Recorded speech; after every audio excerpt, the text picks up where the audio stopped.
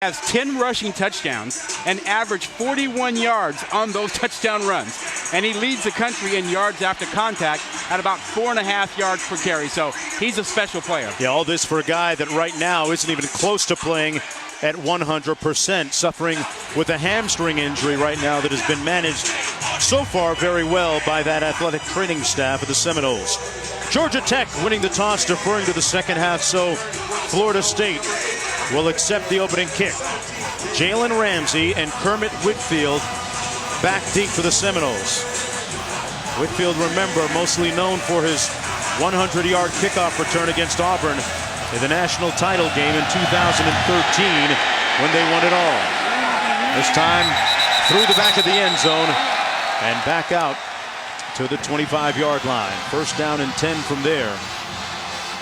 Everett Golson, the starting quarterback for the Seminoles, completing 67% of his passes on the season.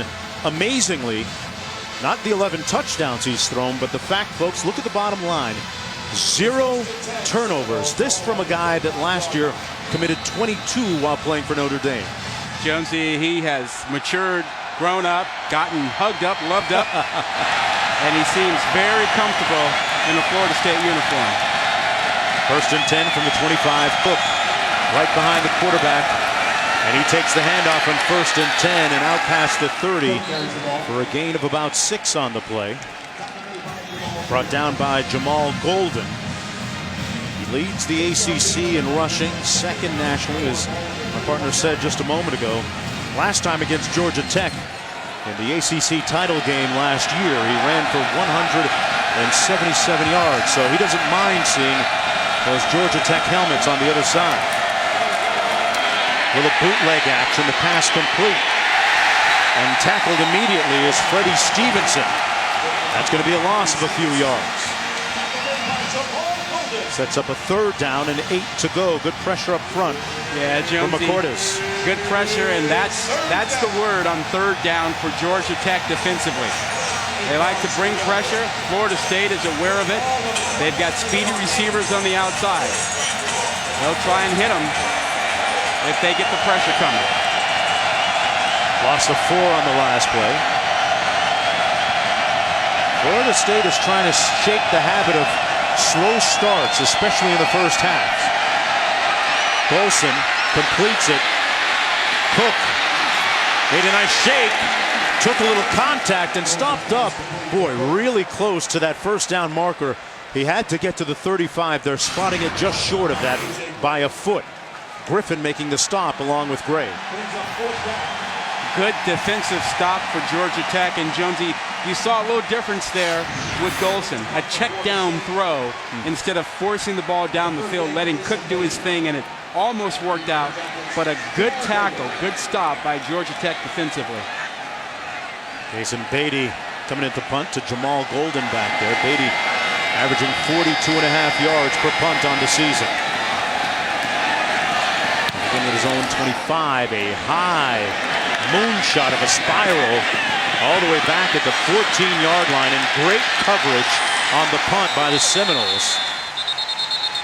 A 51-yard punt, nothing on the return, and Gabbard making a great tackle downfield. First down and 10 now for Georgia Tech, led by quarterback Justin Thomas, who's completing just 44% of his passes on the season. He's thrown 10 touchdowns against 4 interceptions. And a little bit of a struggle for him in the offensive unit. Get our first look at option football. Toss to Lance Davis. And Mikel Lance Davis brought down after a gain of a few. Got about 6 on the play. You mentioned Thomas as the guy who runs the option. I call him the magician. You never know where that football is going to be the way he handles it. Up at the line quickly on 2nd and 4. Of course, when you talk about option football, you talk about assignment football on the other side of the ledger defensively. The word eye discipline has been used a lot this week on the toss, and they limit that to little or no gain on the play. Isaiah Willis brought down. third down coming up now for Georgia Tech. Well, that was the third part of the option. There's the initial one inside. Fullback Marshall doesn't get anywhere. Quarterback Thomas puts it on the outside. And good speed by Florida State chased that down. Well, Derek Hoskins making the tackle on the play. 3rd and 3.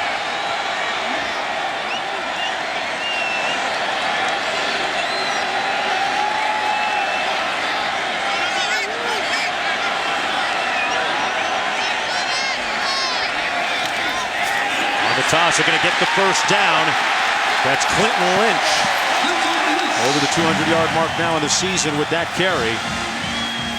And 1st and 10 for Georgia Tech. Gain of 8 on the play.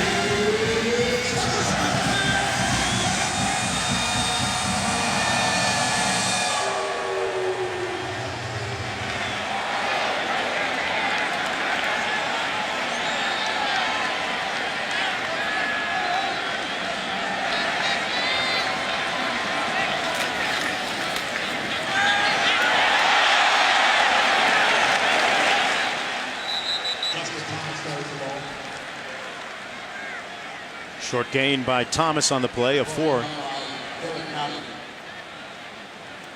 All right, thanks a lot. For those of you who are watching Oklahoma and Texas Tech here in Atlanta, zeros on the scoreboard. Georgia Tech with its first offensive possession of the ball game after a 3-and-out by Florida State.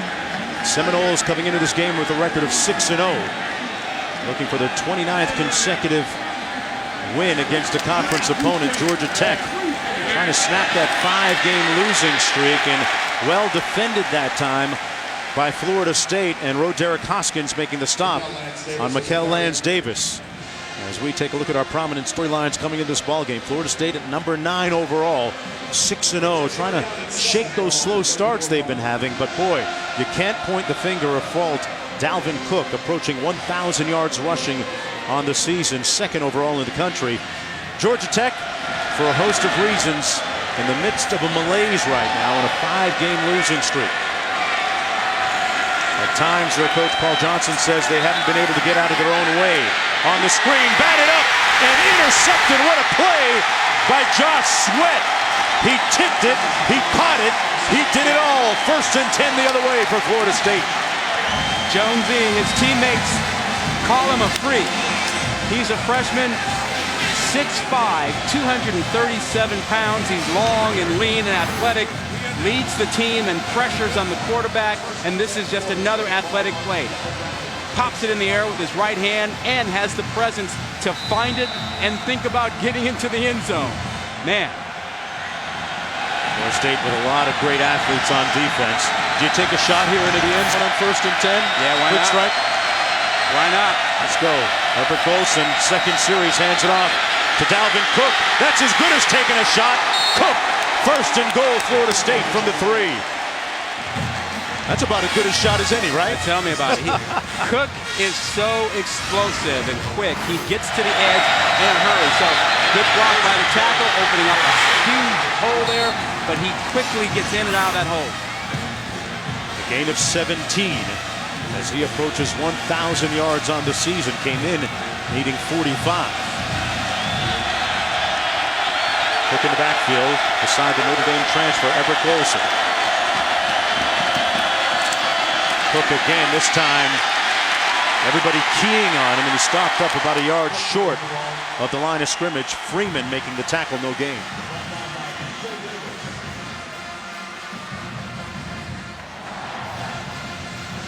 So 2nd and goal coming up. Down here, Jonesy.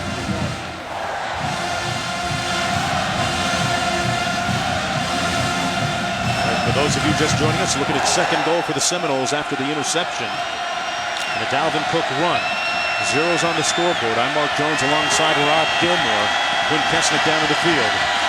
Seminoles looking for their 29th consecutive win against conference opponents. Cook trying to score. They string it out nicely, and Cook put his hat down and got back to the line of scrimmage.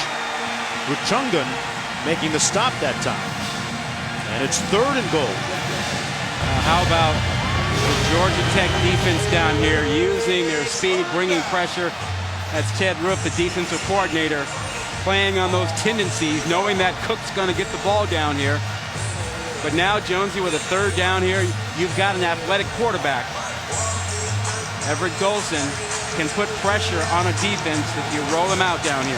And he's made a lot of right decisions this year, Rod. No turnovers against 11 touchdown passes. In comparison to the 22 we had last year at Notre Dame. A whistle, and Jimbo Fisher literally ran onto the field to call timeout. He's down at the 20-yard line. He sprinted out there from the coaching box. Well, I'm guessing that Jimbo Fisher's hamstring is okay, even if his star tailback Dalvin Cook's isn't, the way that he sprinted onto that field. 3rd and goal. And Cook nursing that sore hammy, but Quint Kessenich, they've been managing it very well. Yeah, last 3 weeks, if you're following Florida State, Dalvin Cook has pulled up in the last 3 games with an injured left hamstring. It started against Wake Forest on a little pass to the flat. Again against Miami, and then last week twice against Louisville. They have really rationed his time in practice. He only practices twice a week on Wednesdays and Thursdays. I'll tell you this though, in the warm-ups today, he looks fast and symptom-free. Great job, Quint. He looked good on that first series as well. 3rd and goal. Golson into the end zone. Caught. Out of bounds, though. Incomplete to Rudolph. Couldn't get a foot in bounds working against Step Durham. 2 officials right on the spot there. Both said he was out of bounds. There's the ball. Left foot out. Looks like that right foot isn't down as his left foot is out of bounds. Very close there. Now from this angle, does he have control? That ball moves up. I think that's a good call on the field. Yep. In comes Roberto Aguayo. 19 of 21 Florida State in the red zone. Aguayo, this one from 20 yards out.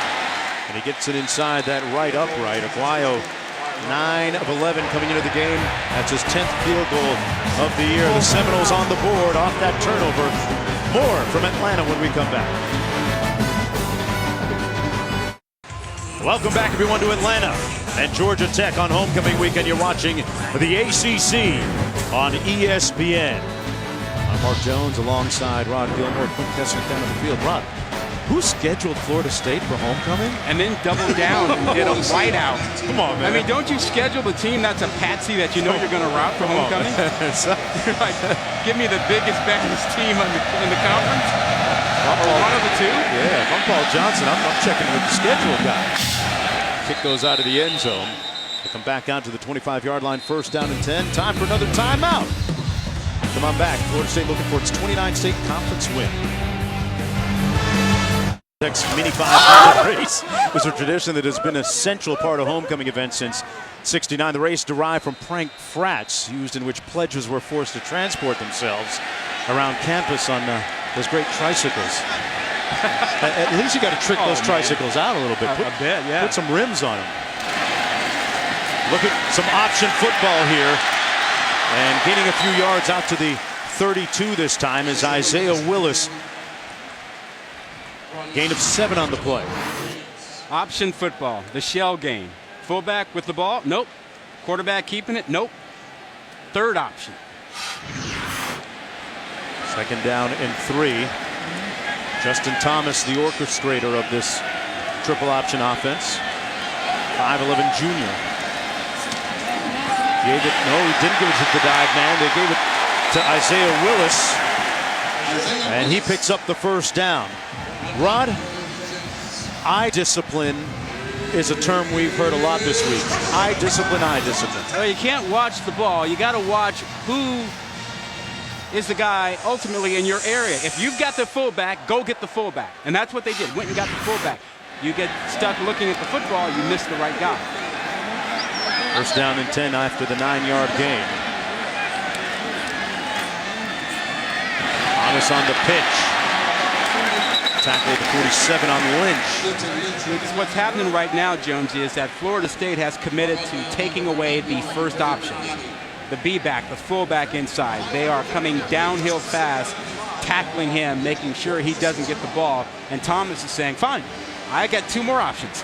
I can keep it or I can pitch it to the outside. That's why we're seeing the pitch man quite frequently here. 2nd and 5 coming up.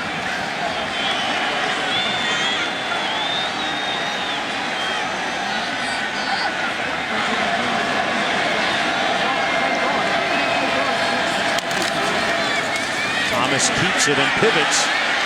Little backside pressure coming, and they make the tackle on him at the 47-yard line, right near the line of scrimmage. May have gained 1 on the play. That play is the changeup to the triple option. Triple option is the fastball. That counter is the changeup. So when they see the defense really jumping on the triple option, they come back with a little changeup, counter, go the other way.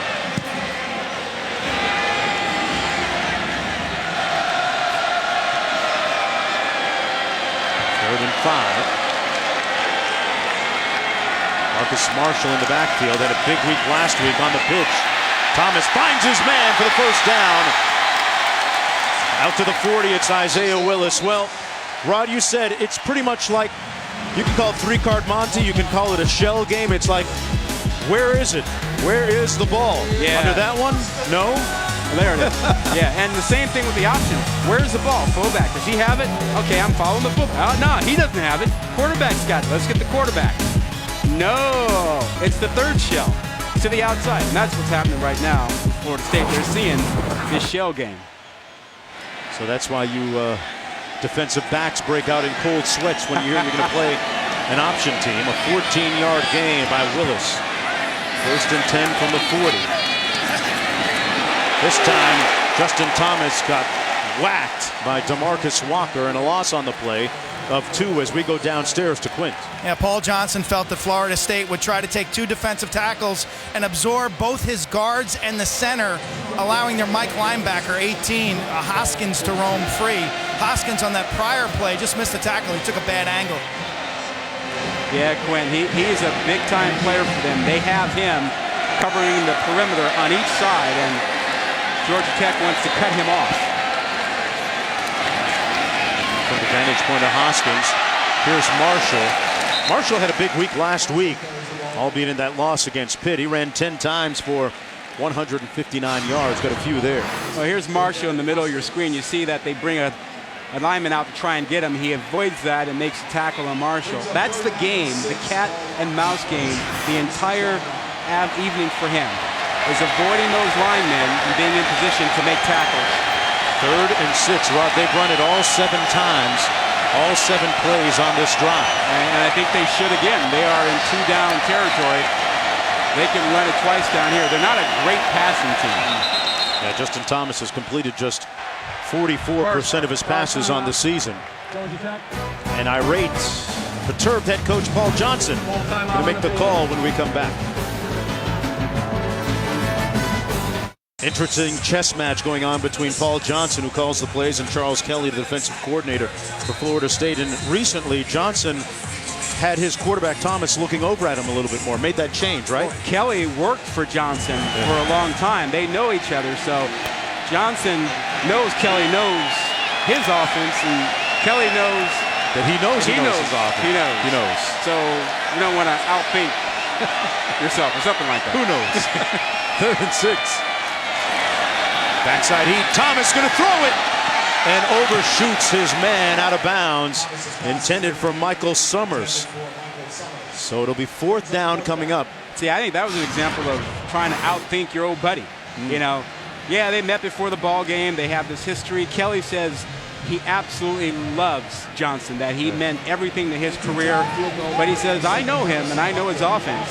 And I think throwing that ball on 3rd down was a product of that. I think otherwise you run it, you know, a couple times with your option and maybe you pick it up. But this is a long field goal attempt here. Yeah, Butker going to try this one, Rod, from 53 yards. That would tie his career long. With the snap down. And he knocks it through from 53.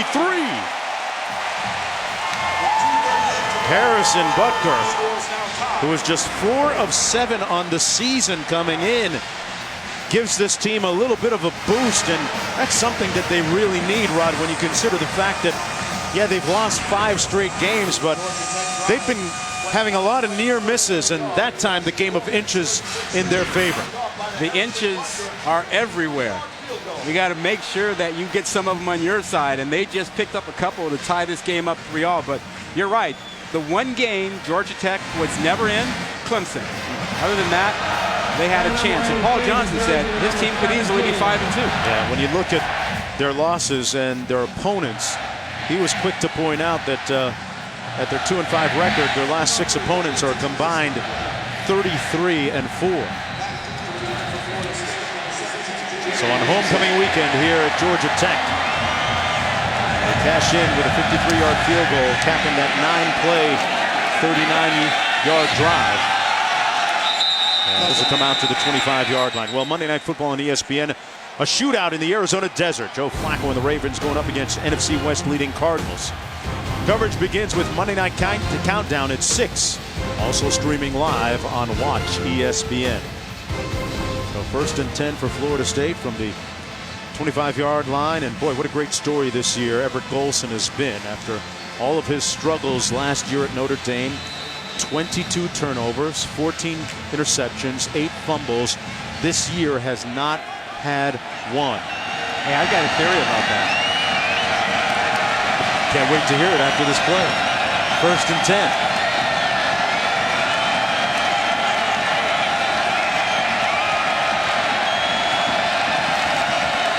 It's Dalvin Cook. And Cook stopped up for a gain of about 2. So what's your theory on the turnovers or lack thereof? Well, I just think quarterbacks are different breeds. And it almost takes a quarterback to know a quarterback. And Jimbo Fisher was a quarterback.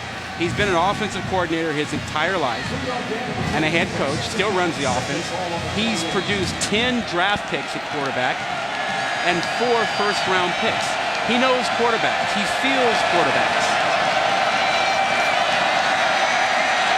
Golson, flag down.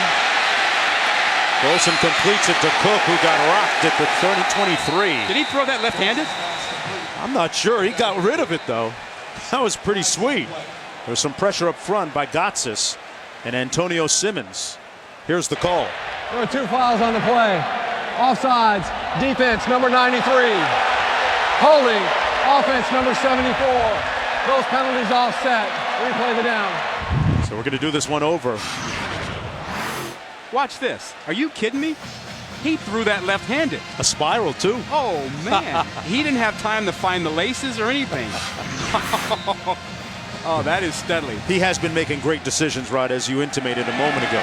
Well, I agree. I just think it takes a quarterback to understand. I think Fisher's a little bit of a quarterback whisperer. Yeah. You know, with all due respect to Brian Kelly, which means I can say anything I want.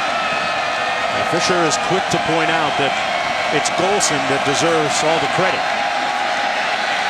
Taking a shot downfield, overshot his man who was open. That was Bobo Wilson.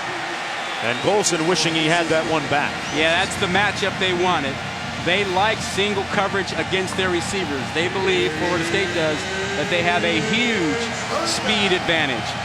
And they just missed that one. Now, Bobo Wilson had 24 catches coming into this game tonight. 3rd and long for Florida State.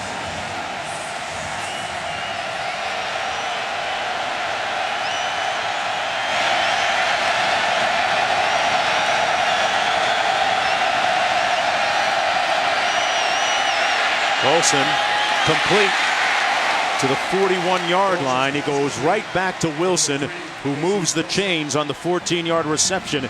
He was working against Step Durham on the play. Young offensive line gave Golson plenty of time. He's got a great supporting cast around him. He no longer feels the pressure of having to make every play himself. That offensive line coming into the season only had 5 starts combined.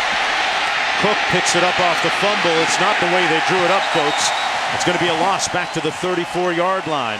A little bit sloppy in their execution, resulting in a 7-yard loss. Well, Golson says it was a bad snap. He thought it was a little bit to the right that he wasn't expecting, like he was planning on moving to the left. When the play ended, he went to his center and said, hey, a little bit back to the middle a little bit more. That's Hofield, number 59, who is playing with his right hand really taped, really wrapped up, and I wonder if that had a little impact on him. This offensive line had a lot of miscues last week in their win. A lot of offside penalties.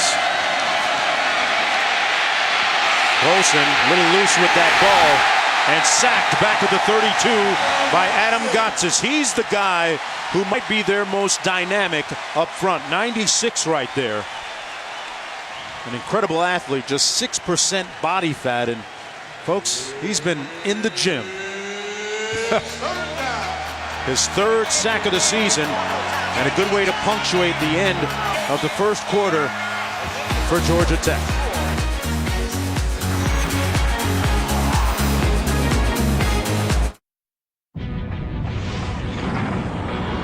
ESPN, home of the college football playoff.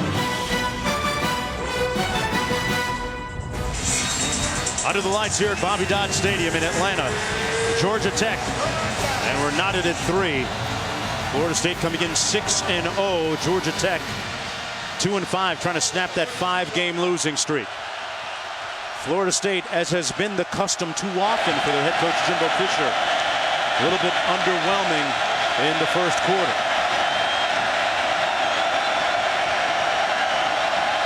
Golson back to pass. Down the middle of the field. Incomplete. Batted away by Jamal Golden at the very last moment possible. And it's 4th down coming up. Travis Rudolph was the intended receiver. Hey, partner, we've got homecoming, a whiteout. This crowd has been stirred up, and, you know, you stir up a hornet's nest. You never know who might get stung. I mean, a little bit of a trap game with maybe Clemson looming out there a little bit for Florida State. I would not put that past Florida State in this situation.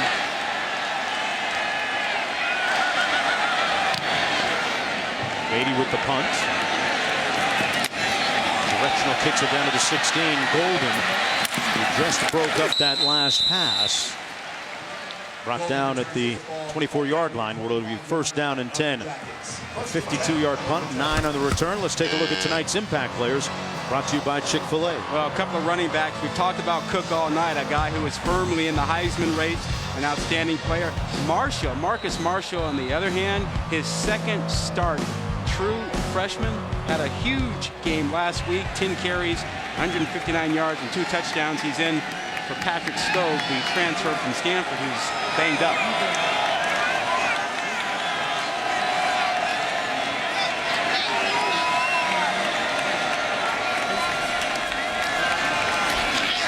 On the toss into the boundary, Clinton Lynch picks up about 4 as we go back to Chris in the studio. Chris, what's up? Well, I've got a Taco Bell studio update for you. LSU out of conference, taking on Western Kentucky. No Leonard Fournette here. He is playing, but he hasn't scored yet. It's Brandon Harris to Malachi Dupree. 55 yards in the rain. 7-0 near the end of the first. Mark and Rod. So we have Brandon Harris showing the ability to throw the ball a little bit. That makes them very lethal on offense. Yep, he does. 2nd and 5. With the pitch man again, and a 1st down as Clinton Lynch gives us some yards after contact. And a 1st and 10 coming up. How's Georgia Tech winning the battle right now with the shell game, Rod, with this triple option? Well, I think Florida State's getting what they want. They're taking away the fullback, but Paul Johnson is so good at adjusting. They're really getting to the outside and getting the pitch involved right now. And he's waiting for Florida State to adjust to that so he can come back and hit him inside. 1st down and 10. They give it to the dive man this time. That's Marcus Marshall. Johnson told us in our meetings he was looking for ways to try and get the ball to number 34 a little bit more frequently. The 5'10 freshman out of Raleigh, North Carolina. Coming off a big week, a lot more confidence, more emboldened after last week's game. A pickup of 4. See them looking over the sidelines.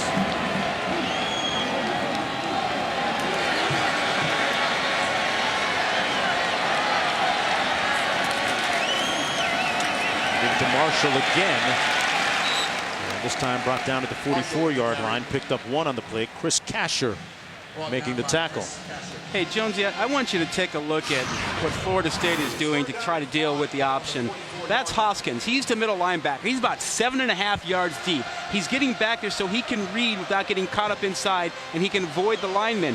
He's getting to the perimeter to deal with the quarterback and the pitch man. He is a key to what Florida State's trying to do defensively. Already made a couple of plays. Georgia Tech has run 15 of the 18 plays they've had. Play clock winding down. Second. And they call timeout before it expires. Georgia Tech. And we're going to take one with them. Full timeout. Back with more after this. From the floor up on UCLA last week. Well, he put 243 yards. Yeah, he put himself firmly in the Heisman race. Crazy speed. 3rd and 5 here for Georgia Tech. See what they do coming out of that timeout a moment ago. There seems to be some confusion. 4 on the play clock. They go to pass.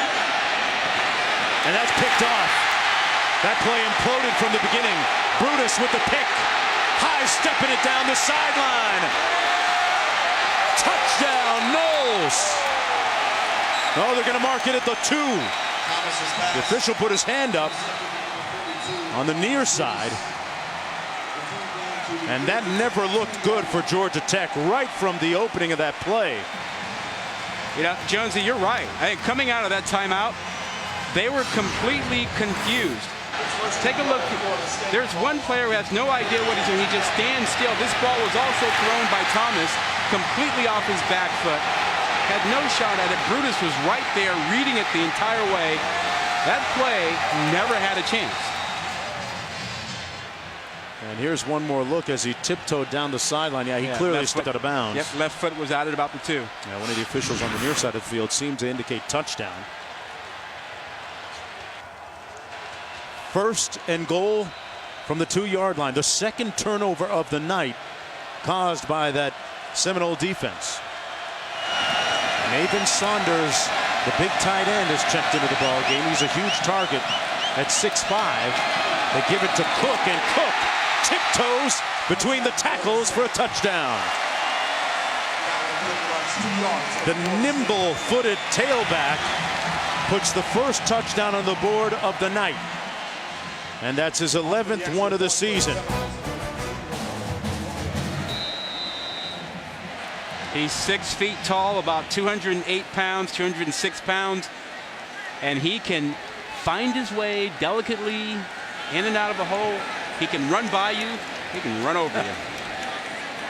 Amen is the number 2 rusher in the country behind Leonard Fournette. Dalvin Cook just starting to get warmed up. And it's like my dad used to say, you can't cook with cold grease. And he's hot, folks. Well, the Georgia Tech whistle is a steam whistle near the Tech Tower dating back to the 1890s. Blowing of the whistle occurs 5 minutes before every hour and after touchdowns during home games. So the hope is that our guy there, Miguel Zarate, in the tower is pulling on that whistle and making that thing make some noise. No whistles on field goals? No.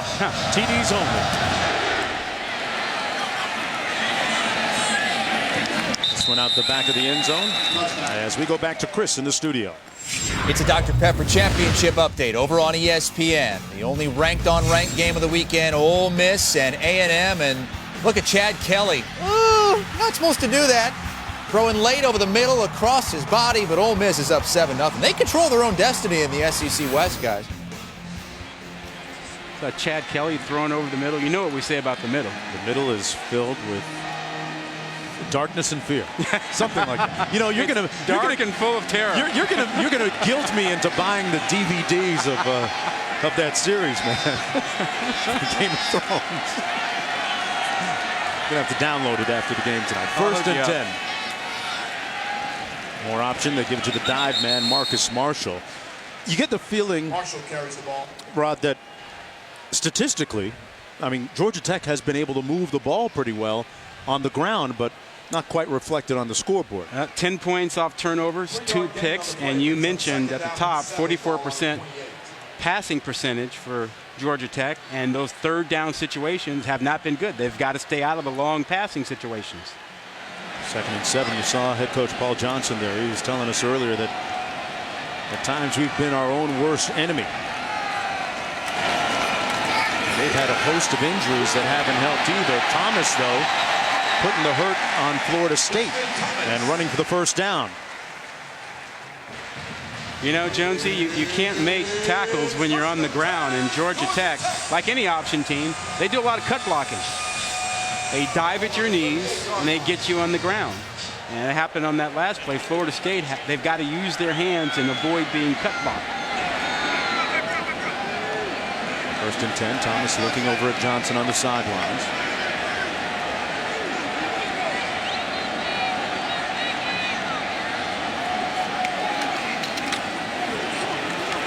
Gives it to the pitch man, but well diagnosed on defense by Reggie Northrup. Makes the tackle on Lance Davis, no gain. Downstairs to Quint. Jonesy, that is legal cut blocking. And the 2 areas, if you're a fan at home where you want to watch, on the back side of each play. So let's say that last play, Thomas pitched it to his right. The left side of the line will scoop out. They'll cut block the guard and the tackle, Florida State's defensive lineman. And Rod mentioned on the perimeter, that's where it's most unique, especially where they bring that A back on his long arc. And they like to cut out in the perimeter, which is very difficult for corners and safeties. You said it. It's a little bit unique to Georgia Tech at times. Thomas falls down right near the line of scrimmage, no gain. Well, Quint knows. That's why I hate the option.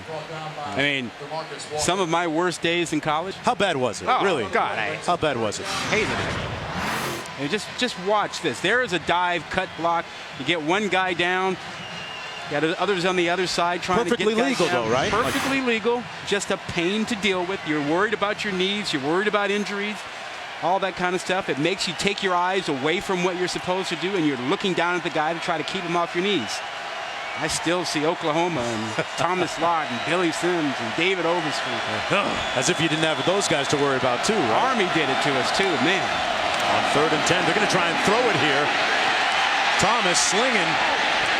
His receiver coming back to make the catch, but it's out of bounds, incomplete. Ricky June juggled it. Yeah, and he was working against arguably the best corner in college football.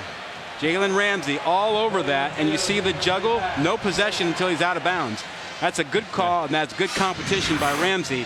And we've seen some good corners. Yeah. I mean, I like Hargraves over at Florida, but I think the scouts are going to like him better because he is a big corner. 6'1", 200 pounds. You don't find a lot of guys like that. And not only that, but Ramsey.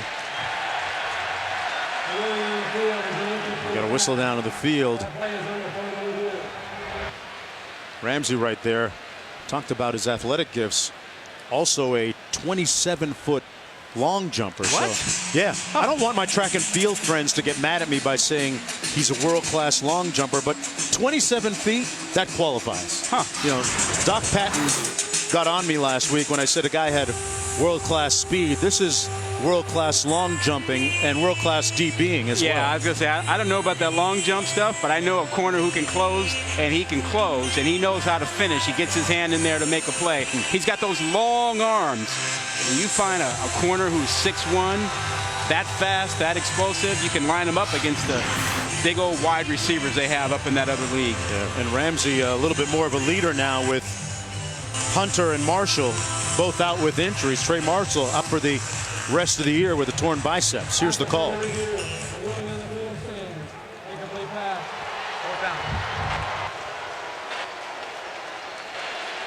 You know, Jonesy, before the game, we were down on the field. Quint's been down there. Quint's been hanging out with some of the 7 scouts who were here to see players like Ramsey, or I guess there are a few other Florida State players you could scout tonight. They got a bunch of guys. Bobo Wilson back with his punt. And Ryan Rodwell. Wilson breaks one tackle, then got hit and brought down at the 24. It'll be 1st and 10 from there after the 39-yard punt. Everett Golson trying to make things happen when we come back. With Rodney Gilmore and Quint Kessenich. Dalvin Cook Good, trying to get that motor running. 28 yards rushing so far. Olsen off the play fake. Complete through a dart to Kermit Whitfield, who's having an outstanding year, especially in the last 2 games for the Seminoles. Well, he's no longer just a kick returner. Once again, you see the great protection that young offensive line gives Golson, and just a dart to Whitfield, who had, what, a big game last week with 9 catches. The week before that, another 9 catches. He's really come on. First down and 10. Dalvin Cook hits the edge, cuts it up. And Cook with a nice first down run to the 43-yard line. Got a nice block up front by Hofeld as we go down to Quint. And Jimbo Fisher really felt he could have success running behind his big left tackle, Roderick Johnson. 6'7", 323. He's only a sophomore. He's got about a half a foot and 83 pounds advantage on the smallish Georgia Tech defensive end, and that's the first time we've seen Cook be able to bounce one to the outside. Yeah, when you're calling an opponent small and he's 250, that's an advantage. Here's Cook with a sweet cutback. And Cook's forward progress puts Florida State right on the edge of field goal range. You know, Jonesy, Q makes a good point about that matchup. Keyshawn Freeman, who was facing Johnson over there, is 6'1" and about 235, 240 pounds, and he's going up against that monster of a man. That's not a lot of fun. So you expect Florida State to keep pounding over there. Georgia Tech is trying to help Freeman by bringing in some linebackers, bringing in the safety to kind of shore up that edge. 2nd and 6. Florida State lining up out of the eye. They toss it to Cook. That turbo kicks in, and Cook with a nice gain to the 28-yard line. He's just gone over 1,000 yards rushing for the season on that run, and over 2,000 yards in his career. All this from a guy that from very humble beginnings, you know, big 5-star recruit from Miami Central High School in Miami, Florida, a former teammate of Joe Yearby, who's at the University of Miami right now. The two of them played together. Boy, what a backfield that was. Yeah, and Miami couldn't get him, huh? He was highly recruited, initially committed to the University of Florida. And Cook getting another opportunity here. A flag down on the play. I think we got a hold over there, right in front of the official, a reach and a grab. Holding, offense, number 81. 10-yard penalty, first down.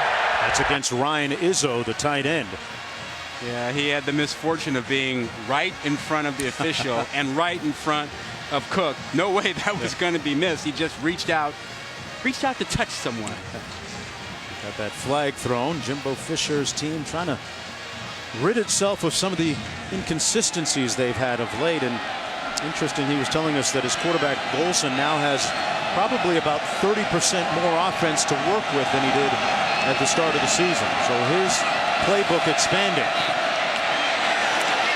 What a great pass, complete to Rudolph for the first down. Everett Golson took a shot too. He's still on his backside at the 44-yard line. They pick up 20 yards on the pass. Well, people said he could not hang in the pocket and deliver the ball. That was one of the criticisms at Notre Dame. He is showing himself to be a pocket passer tonight. A little courage hanging in there, delivering that one when he takes a shot. Rod, we talked about it a little bit earlier yesterday. Jimbo Fisher seems to be in a nice vibe with Golson as quarterback, as we have an injured Tech player down in the field.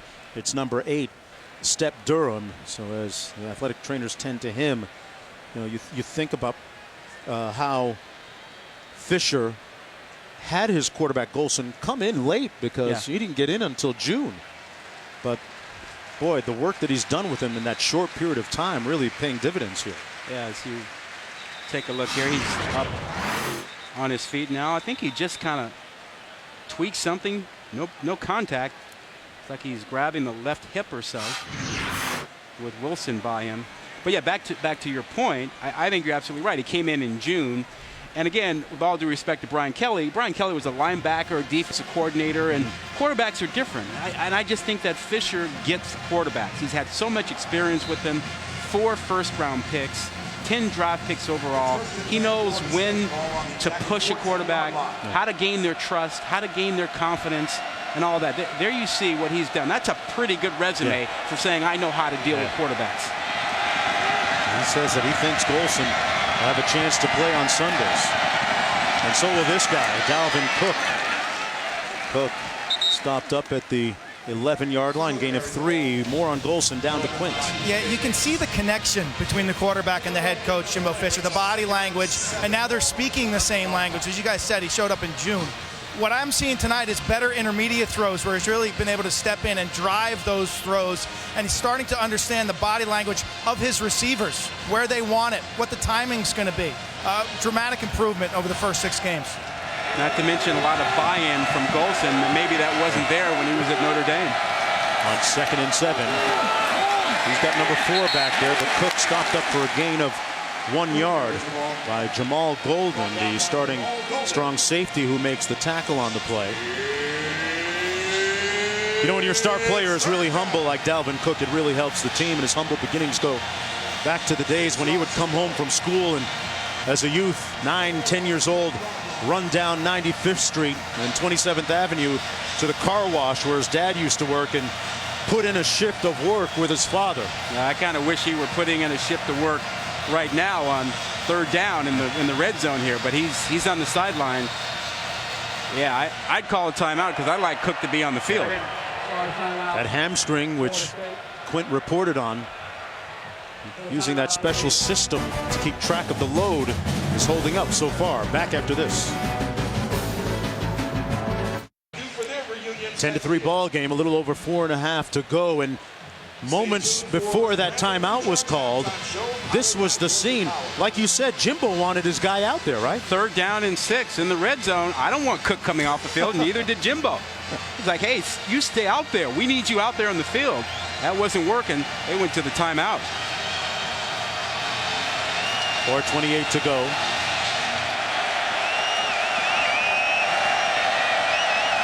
Third and 6. They got to get to the 4 for the first down. Cook to the left of Golson. Over the middle, incomplete. And behind his intended receiver, Bobo Wilson. So 4th down coming up, and Aguayo is going to come in. Yeah, I think he missed that one. I think Golson had Cook in the flat. Give it to him in a one-on-one situation and let him see what he can. And I think that's what Jimbo is saying to him. Hey, just watch the upper left of your screen. Look at number 4. Wide open. Just give him the ball and let him do his thing. A lot of green, maybe 1 or 2 defenders he'd have to deal with, but that was the throw. Look at Aguayo on field goals at 40 yards or less. Tonight already made one from 20 yards out. This one coming from 27. And he knocks it through. Florida State up 16, 13-3 when we come back. Georgia Tech, this stadium wedged in the middle of downtown Atlanta. Great atmosphere. Cool. It's very cool, yeah. You kind of wonder, could they have shoehorned this thing in there, or did they build everything around it? Homecoming weekend. Right now, Georgia Tech down 13-3. Lance Davis on the return, but there's a flag down back at the 11-yard line. Lance Davis out near midfield at the 49. Let's wait and see what this flag is all about. A 37-yard return, but will it stand?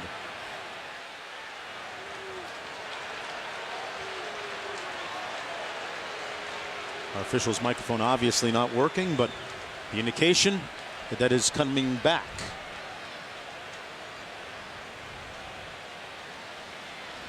.408 to go in the first half. You know, in fairness to Georgia Tech, when you start chronicling their struggles, you have to mention the fact that they've had 7 different players on offense injured, 4 different backs included. So attrition has been a big factor in their disappointing season so far. 1st and 10, fumble by Thomas.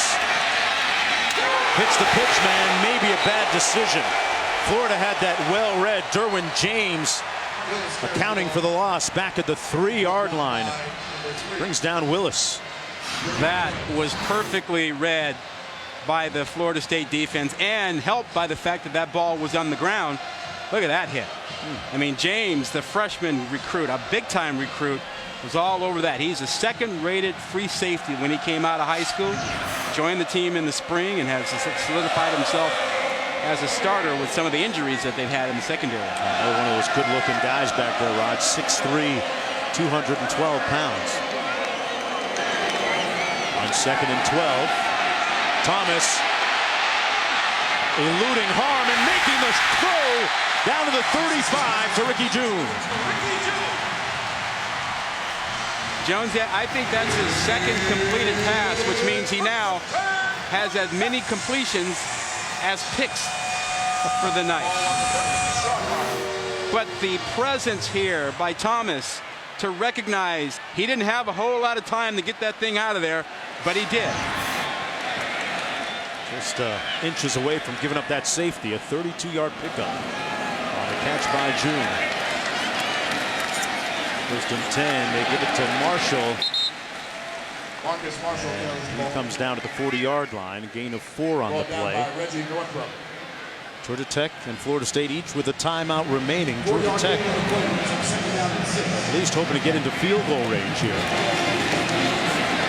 Thomas keeps it, breaks a tackle on the loose. Justin Thomas, just in time, touchdown.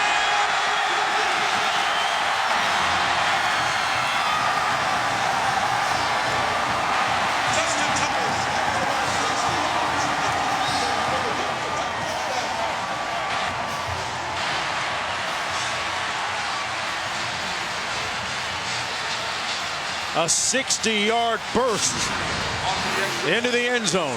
Watch Ramsey, number 8 from the backside, who runs him down but can't hang on. And then he's into the open after having a couple of good blocks on the outside. Nobody can catch Thomas. We got ourselves a ball game. Boy, flag down on the play, and boy, what a big break and a big play for Georgia Tech. With time winding down here in the first half.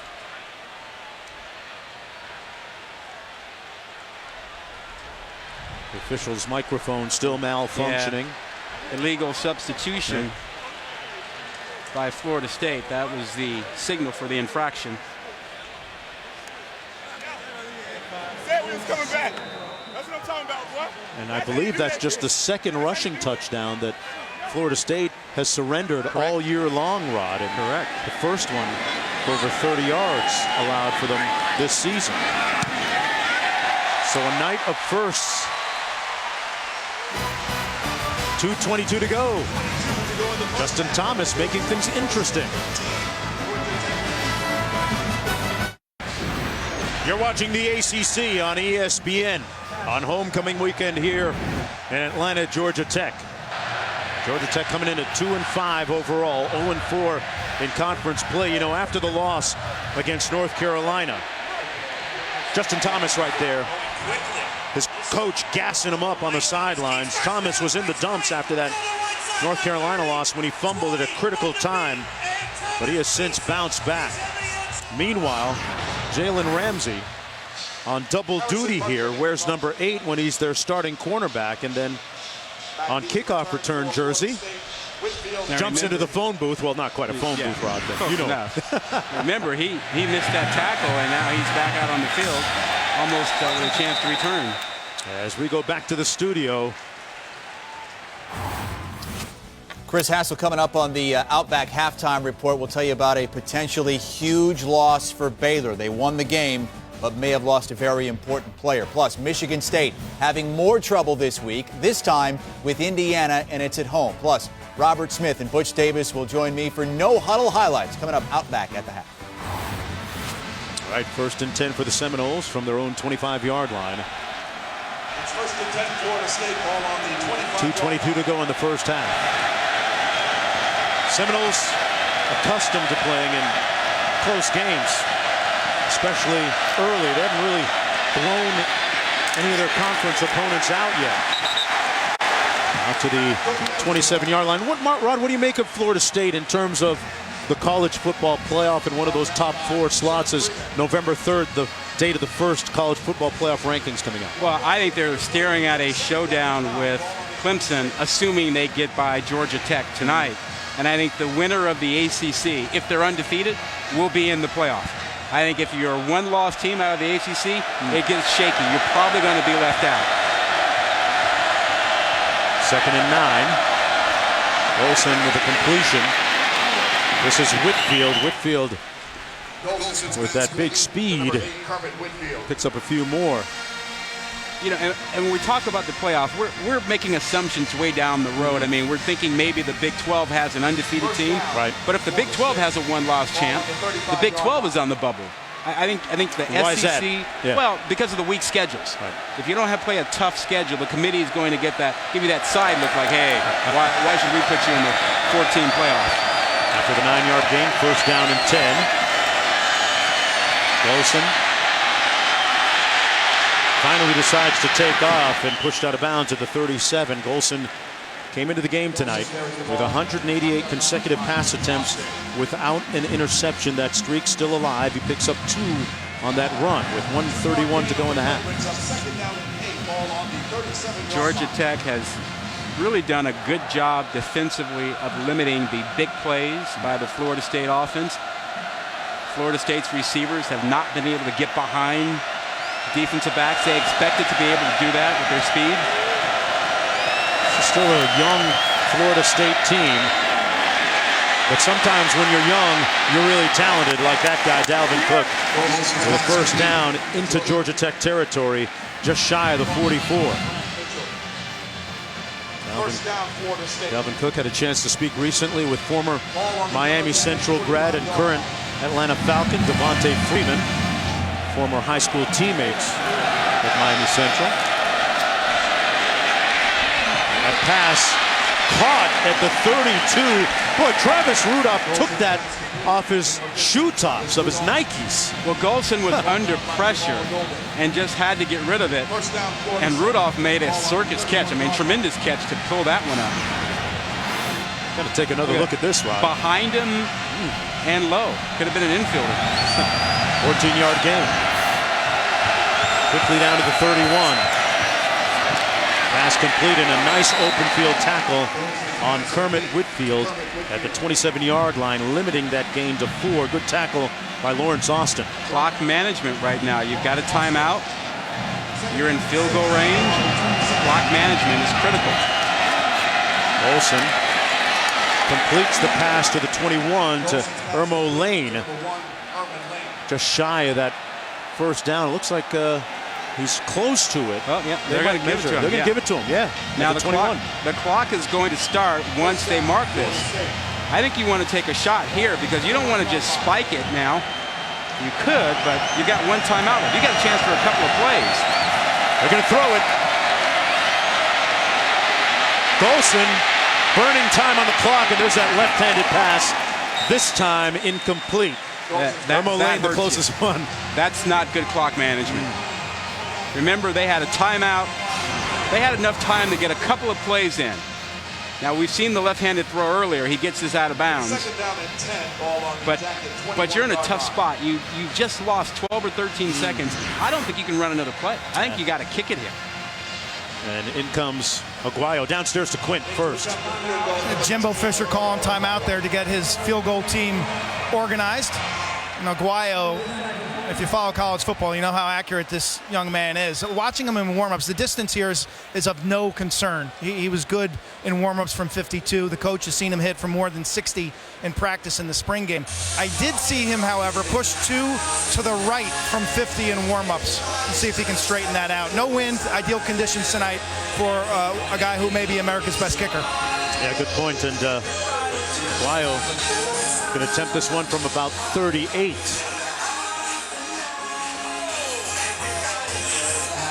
But Golson's indecision may have cost them an extra play. Jimbo Fisher had some very animated conversations with Jameis Winston last year. I mean, animated, folks. If you saw them, they were very, very pointed. Sometimes uncomfortable. Yes. For viewers. And Golson starting to get some of those now, too. From 38 yards out, Aguayo. Cash money. And Florida State leading 16-10 after the first 2 quarters of play. Golson speaking with the staff. Stay tuned for our Outback Steakhouse halftime report when Quint will have Coach Fisher. Right now, let's go back to the studio. You're watching the ACC on ESPN here at Bobby Dodd Stadium in Atlanta. Homecoming weekend here at Georgia Tech as they try to snap their 5-game losing streak, but a daunting task in facing number 9 Florida State, who lead 16-10. I'm Mark Jones alongside Rod Gilmore. Quint Kesnick down on the field. We'll be hearing from him in just a bit. Florida State's bell cow all season long has been their star tailback, Dalvin Cook, number 2 in the nation in rushing coming in. But Rod, so far very a pedestrian 63 yards rushing. Yeah, not unusual for Florida State. They've struggled in the first half of ball games. He only had 63 yards, only 63. But Georgia Tech did a good job of limiting big plays. There were only 3 big plays for Florida State. They did a nice job except for the points off turnover. That really hurt them. 2 turnovers, 10 points for Florida State. No, you've got people spoiled when you describe 4.8 yards per carry as pedestrian, but that's the high standard that Cook has set coming into the game tonight. Florida State kicking off to begin the second half. Georgia Tech will go on offense here. It'll come out to the 25-yard line, 1st and 10. Let's go down to Quint. This is exactly where we've been in 4 out of our last 5 losses. That's the words of Paul Johnson as we talked as he was walking out of the tunnel. He said, this is where we've been. And the question is, can we finish this game? I also asked him about the touchdown run. He said they created a numbers advantage on the play side when Justin Thomas scooted off for that touchdown. They did something in their blocking scheme to give them an extra hat on the ball side.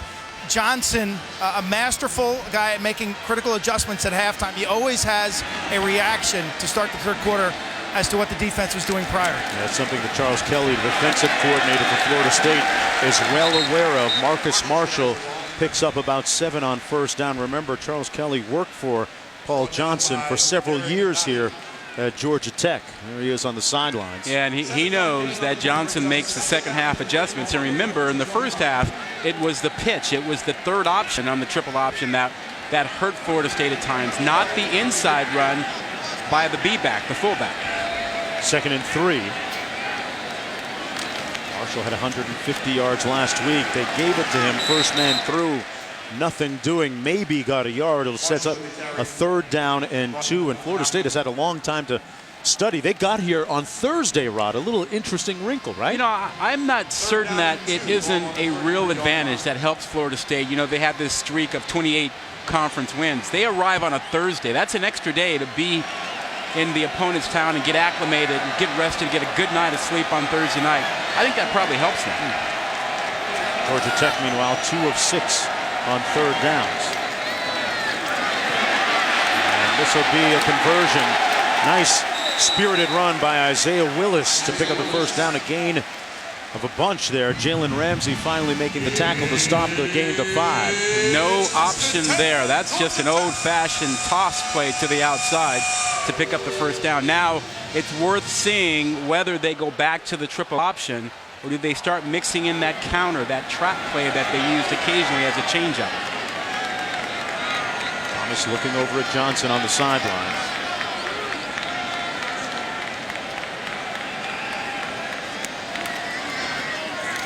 Give us to Marshall. Picks up a couple yards inside. That's a 2-yard gain.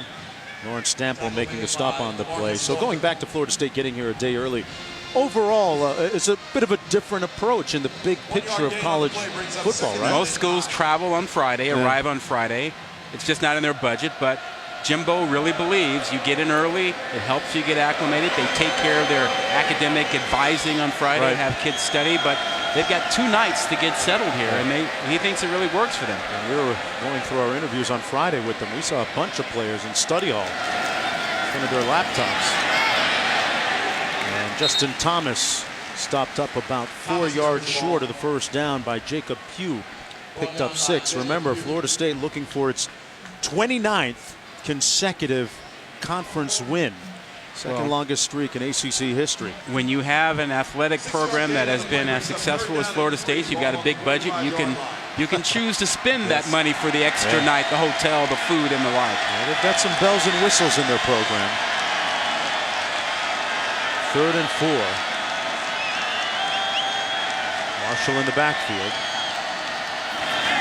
The toss into the boundary, and a first down picked up by Clinton Lynch. Got a nice block on the edge from Isaiah Willis. And a 9-yard gain for the first. It's 1st and 10, Georgia Tech. And Pugh hobbling off the field.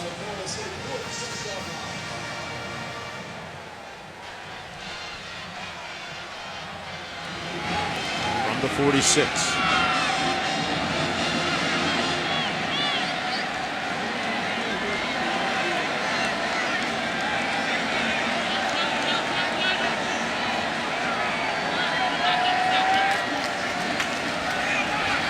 Thomas kept it, put it on spin cycle, and makes it down to the 40-yard line. Picked up 6 on the play. Stopped by DeMarcus Christmas. They've run it 7 times in a row on this drive, the opening one of the 3rd quarter. Georgia Tech. Thomas initially committed to Alabama coming out of high school. He's an Alabama resident out of Prattsville.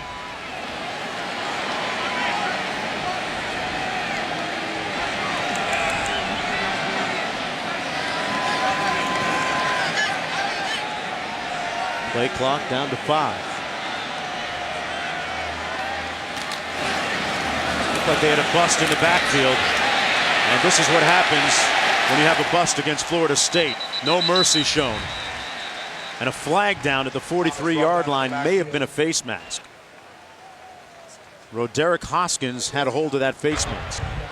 Personal foul, face mask, defense, 15-yard penalty, first down. And they would have had a loss on that, Rod. Yeah, that's a first down saving play. That drive might have stalled. Now, I ask you this, Jonesy. Do you even consider going back to your passing attack if you're Georgia Tech, given the 2 picks? You see that was an easy call on Hoskins, 18. And I'm not sure how much I trust Justin Thomas at this point to throw it. A couple picks, and I think you're in 4-down territory. I think you keep running. I think you stay away from the option pass down here. First and 10. They give it to Marshall over the top down to the 23. So when is that time where you catch the DBs and the defense picking daisies, so to speak, back there? Yeah. After 9 straight runs now. Yeah, exactly. You start to not pay attention. But when you get this close to the end zone, I think those daisies are forgotten. You're kind of like, you're honed in right now. You're saying, okay, let me see what's going to happen down here. So I don't think his defensive backs are sleeping out there right now. 2nd and 10.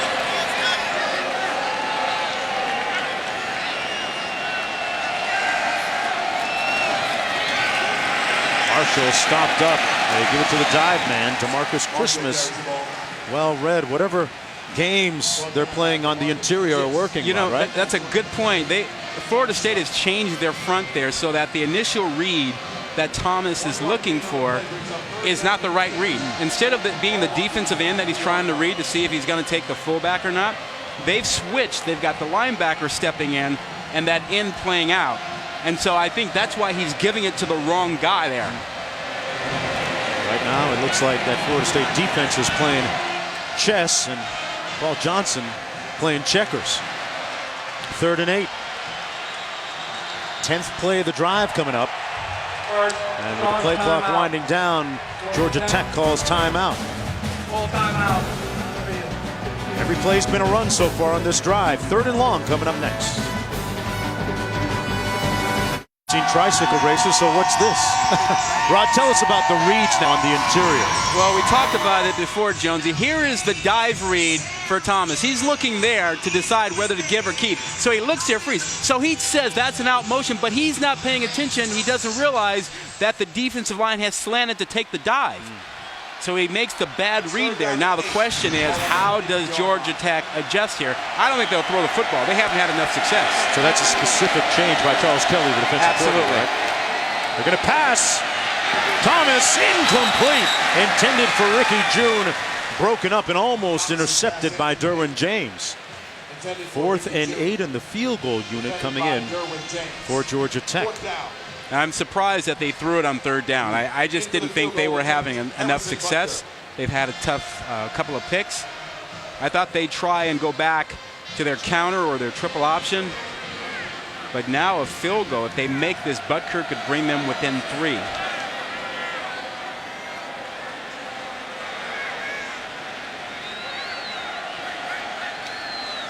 From 40 yards out, Butker gets it right inside that left upright to cut the margin to 3. Timeout on the field when we come back. Dalvin Cook, Dade County's finest, going back to work. Dalvin Cook's off and running. Cook is the real deal. Breaking tackles, there he goes. Freak show. 94. 72 yards. As good as any running back in the country.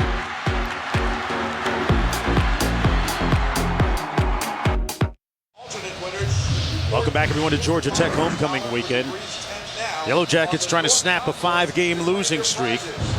And Florida State looking to achieve history with their 29th consecutive conference win. But this game, like many so far this year, a little bit more competitive than anticipated. But remember last week against Louisville, Seminoles able to break the game open with 5 straight touchdowns on 5 consecutive possessions in the second half. This will be their first possession of the 3rd quarter. Down to Quint for more on Cook. Yeah, this is a point in the game where you worry about the hamstring of Dalvin Cook. 3 weeks in a row, that left hamstring has flared up because he's been sedentary. 20-minute halftime and about a 7-minute Georgia Tech drive. You worry about his body temperature dropping and that hamstring getting tight. One other thing I was told from their strength and conditioning staff, when he runs down low with body lean, he's fine. The pressure's on his quads. It's in these games when he stands up in the open field and accelerates that he puts more pressure on that hamstring. Don't you do that, Quint. Don't you Quint, pull anything down there. Don't leave that hamstring on the sideline there, Quint. Good job. 1st and 10.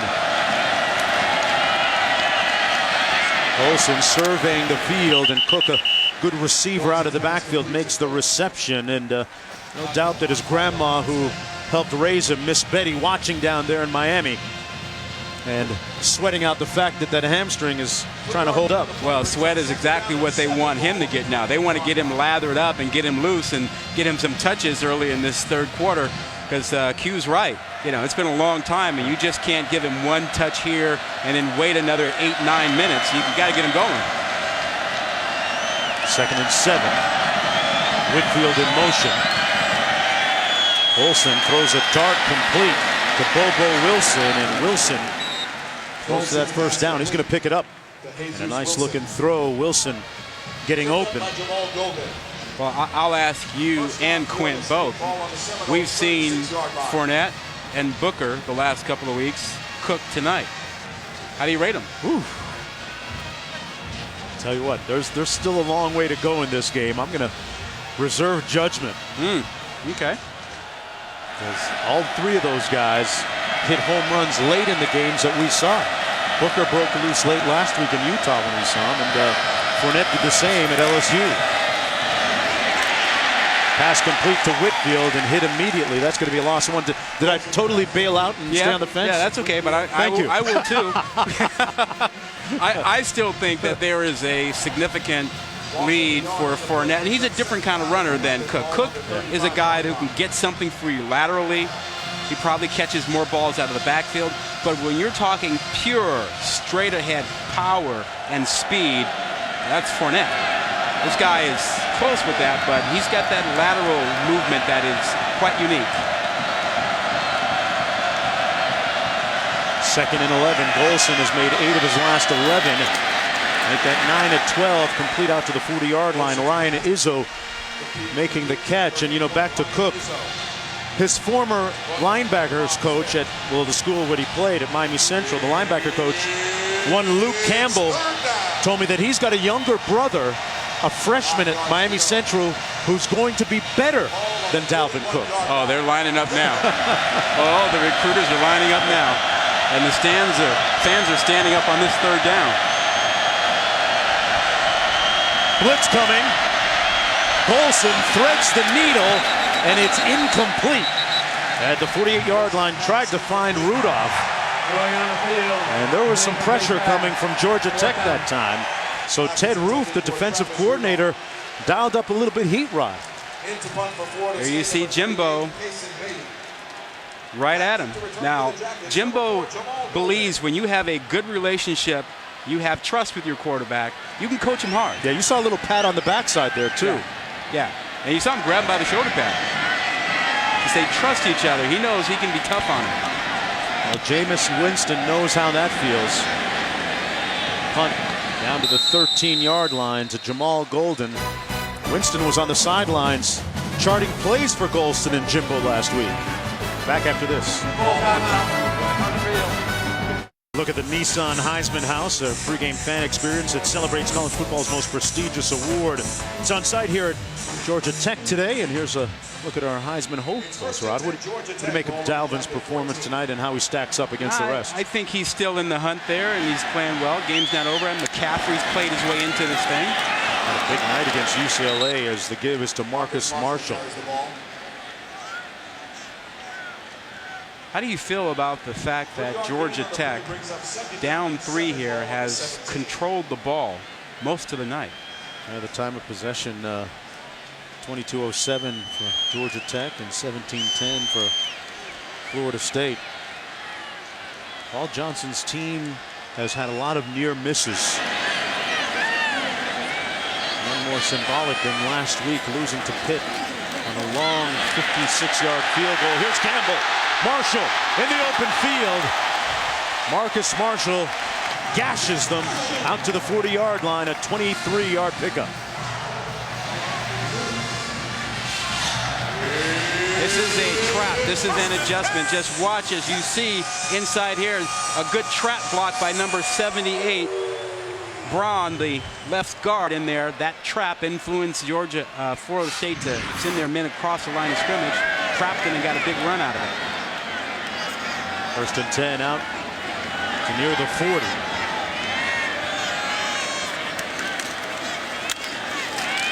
Marshall again picks up about 2 as we go back to Chris in the studio. Half, guys. Right back here, it's 2nd and 7. Marcus Allen in the ball again, number 24 for Georgia Tech. With a name like that at running back, you better have some skills. Absolutely. Toss, though, is to Clinton Lynch. Picks up a 1st down and then some. Still on his feet. Lynch lunging. They're going to mark it about the 41. Great effort. Well, Jonesy, option football means cut blocking, and a good cut block helped get Lynch to the edge. I just want you to keep your eyes out here to the side. Watch what happens outside. You'll see a cut block show up. There's Ramsey 8, cut and put on the ground with a cut block from one of the backs. That is what allows you to get to the perimeter. It's down in 10.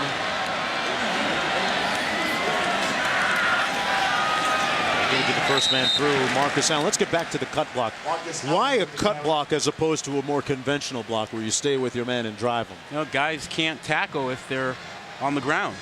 They can't get in the way, and they can't keep their eyes up and look at where the ball is and where the ball carrier is.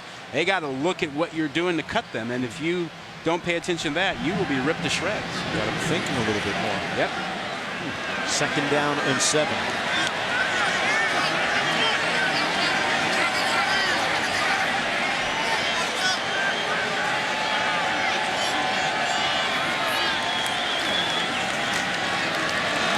Between the tackles, it's Marcus Allen putting them in field goal range down to Quint. Rod, you're a lawyer. I want to present some more visible evidence of cut blocking. Take a look at the thigh pads, the pants of all these Georgia Tech linemen and their A-backs. Grass-stained city. Their equipment manager better have a lot of bleach ready after this game. It's from diving on the ground play after play. Look how green their pants are. Counselor, strong argument. I'm persuaded. If the pants fit, you must. Oh, no. Wow. 3rd and 4.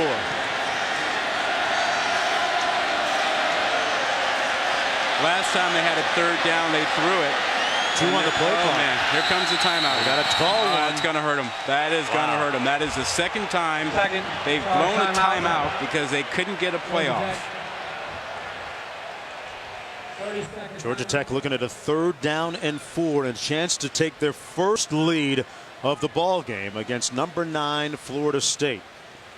And now let's take a look at this week's college football rankings, brought to you by Northwestern Mutual. Well, let's wait on that. I can tell you about rankings. As far as this game goes, you're Florida State. You're sitting at number 9. Right. You're in the hunt. You cannot afford to lose this ball game. You're thinking about a showdown with Clemson in a couple of weeks, and the ACC is going to have an issue if their champion does not remain undefeated. And the issue being what specifically? Well, the ACC generally not as highly regarded as other conferences, and the weak schedule's non-conference. Now, the only other conference that has a similar problem in non-conference is the Big 12. The Northwestern Mutual college football rankings. 3rd and 4 for the Yellow Jackets. Right up the middle for the first down, it's Marcus Allen. Marcus Allen. And Paul Johnson has deciphered something on the interior again, and now it seems like it's time for Charles Kelly to make another adjustment, Rod. There are only so many clubs in your bag. Okay. You know? There are only so many ways that you can adjust your players on that read. Since the first quarter, 27 of the last 31 plays have been runs by Georgia Tech.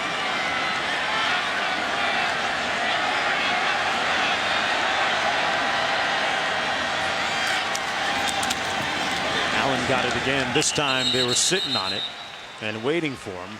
Allen with the carry. Nadi making the stop, a gain of 1 on the play. Well, those two 300-pounders inside, Lawrence Stample 99 and Nadi 91, when they have it going, they make it difficult inside. That allows Kelly to change things up on the reads for the quarterback and the pitch. But those two big tackles inside, if they're disruptive, that's a problem for Georgia Tech.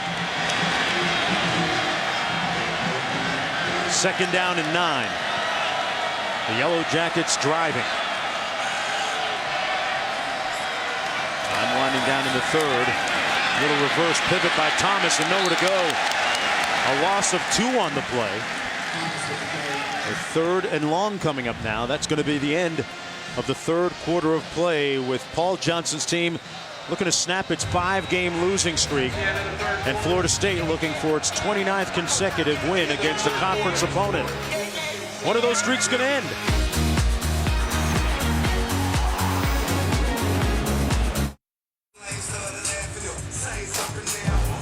Welcome back, everyone, to look at our game summary. Dalvin Cook, 13 rushes in the ball game. Well, you know why he only has 13 rushes? That's what he had at halftime. Wow. He didn't touch the ball in the 3rd quarter because Georgia Tech played keep away.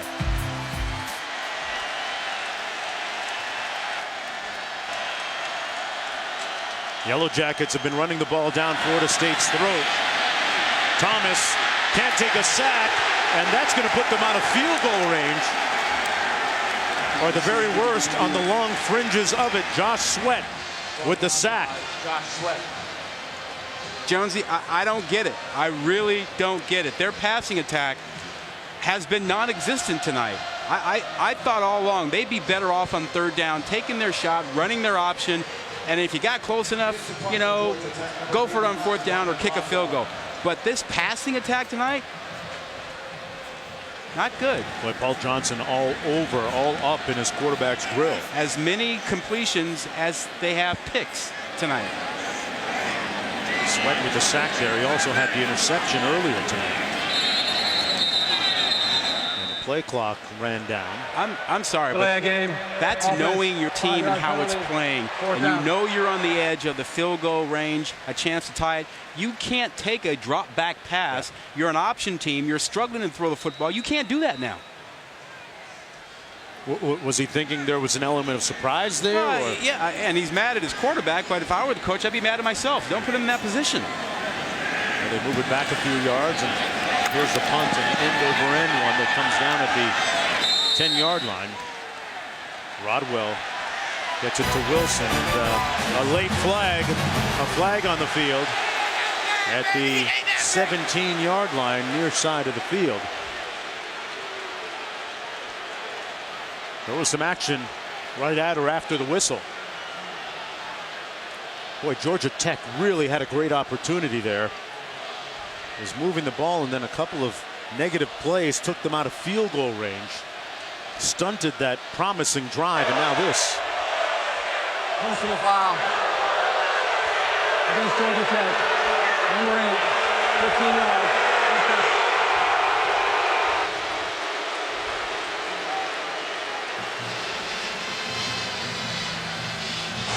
Penalty is against Georgia Tech. Well, Jonesy, it's a matter of thinking team and not being selfish and personal. Time to let this go because your team has a chance to pull an upset. Georgia Tech, penalized.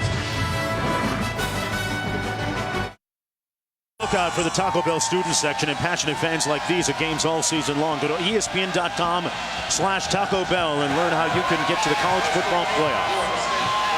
Back under the lights, first down and 10 from the 26 for the Seminoles with a tenuous 3-point lead after that unsportsmanlike conduct penalty, a rather debatable one perhaps, against the Yellow Jackets. Dalvin Cook, it was debatable, You're Rob. still mad about that. I know you're a lawyer, but that was debatable. All I'm saying is you can't take that chance. You know, you can't try to retaliate in a 3-point game in the fourth quarter. And if the official flags you for it, bad on you. Yeah, I just saw the Florida State player try to ride him. Yeah, you're right. Absolutely. Dalvin Cook just had his first rush of the second half. Georgia Tech had the ball for over 12 minutes in the third quarter. This touch to Freddie Stevenson stopped up a couple of yards short of the first down. He picked up 5 on the reception. Well, here's a look at Cook on the last play. Yeah, well, it's Cook's time, fourth quarter, but watch the end of this. It's like he kind of grabbed his hamstring like, is that a little bit of a problem? We've been watching it all night. He initially injured that hamstring back in the game against Wake Forest. He hasn't had any rushes, didn't have any in the third quarter. Georgia Tech effectively playing keep away in the third period. Florida State 1 of 6 on third downs, and they're going to call a timeout here. Yeah, facing a third and 2. Fisher came on the field again to get that timeout called.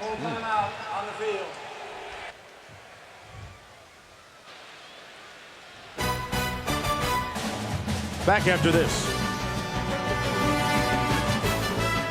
Sunday edition, 10 a.m. Eastern time. At 11, it's NFL Countdown with Boomer and the gang. It all starts at 10 on ESPN.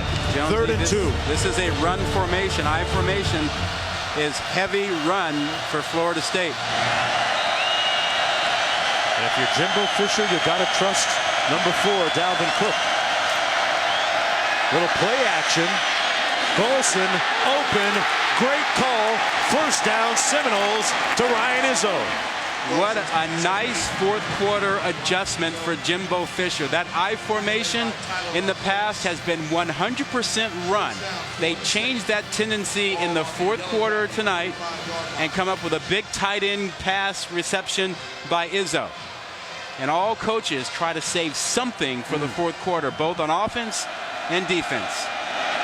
First and 10. Looked like a bust in the backfield. Golson close to getting back to a line of scrimmage. Back to Chris in the studio. Guys, you got to watch this. Ohio State Rutgers. The Buckeyes up 14-0. JT Barrett getting the start in this game. First start since the regular season last year. Look at this catch from Braxton Miller. It looks good there. But look at the replay. Oh, number 1 with maybe one of the top catches of the night. Ohio State would score a couple plays later. They're up 21-0. All right, back here, 2nd and 11. Golson complete to Whitfield, and Whitfield with a first down just shy of the 30-yard line, a 15-yard gain. Golson came into the night, had not thrown an interception, still perfect in that category this year. You know, you asked earlier, who do you trust? And you said Cook. Well, Jimbo's trusting that man right now, Golson. This fourth quarter, he's turned to Golson to throw it, run it. Picked up a first down now. Telling me basically those passionate words they exchanged on the sidelines in the third quarter might have inspired his quarterback, or at least gotten them on the same page. Escaping harm, Golson. Nice little pump fake. And runs down to the 22-yard line, so showing a little elusiveness, getting his Dalvin Cook on that time. 7-yard gain.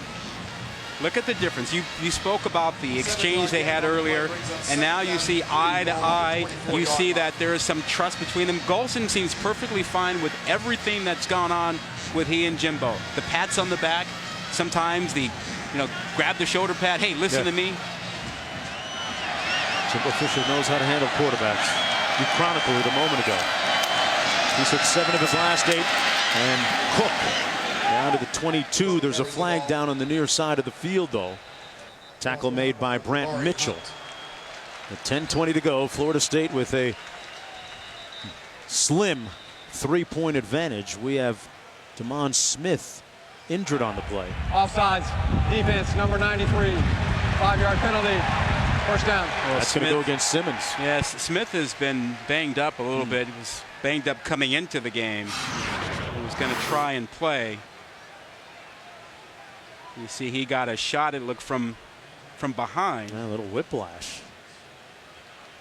Now this defense, interesting, Rod. Not a lot of takeaways this year for the Yellow Jackets defensively, in stark comparison and contrast to last year, where they had a 26% takeaway ratio last year. That was number 1 in FBS. And defensive coordinator Ted Roof telling us that that's just the nature of football sometimes. Happens. Well, what he can take credit for, and his players can, is that they've been good tonight in limiting big plays. I mean, the longest run for Cook is 17 yards. They've taken away the big play, and that's huge against a team that's as explosive as Florida State. You play defense. Do you try and make it happen sometimes a little too much, or how do you make the turnovers happen? Absolutely. If you get a chance to, tackle the football, rip it out, you try and do that. Now, when you play more zone than you do man coverage, you got a better chance of getting an interception. It's hard to pick off a ball in man coverage. 1st and 10.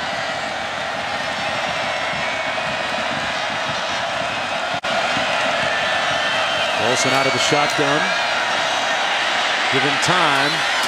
Flag thrown. The pass incomplete to Cook at the 22.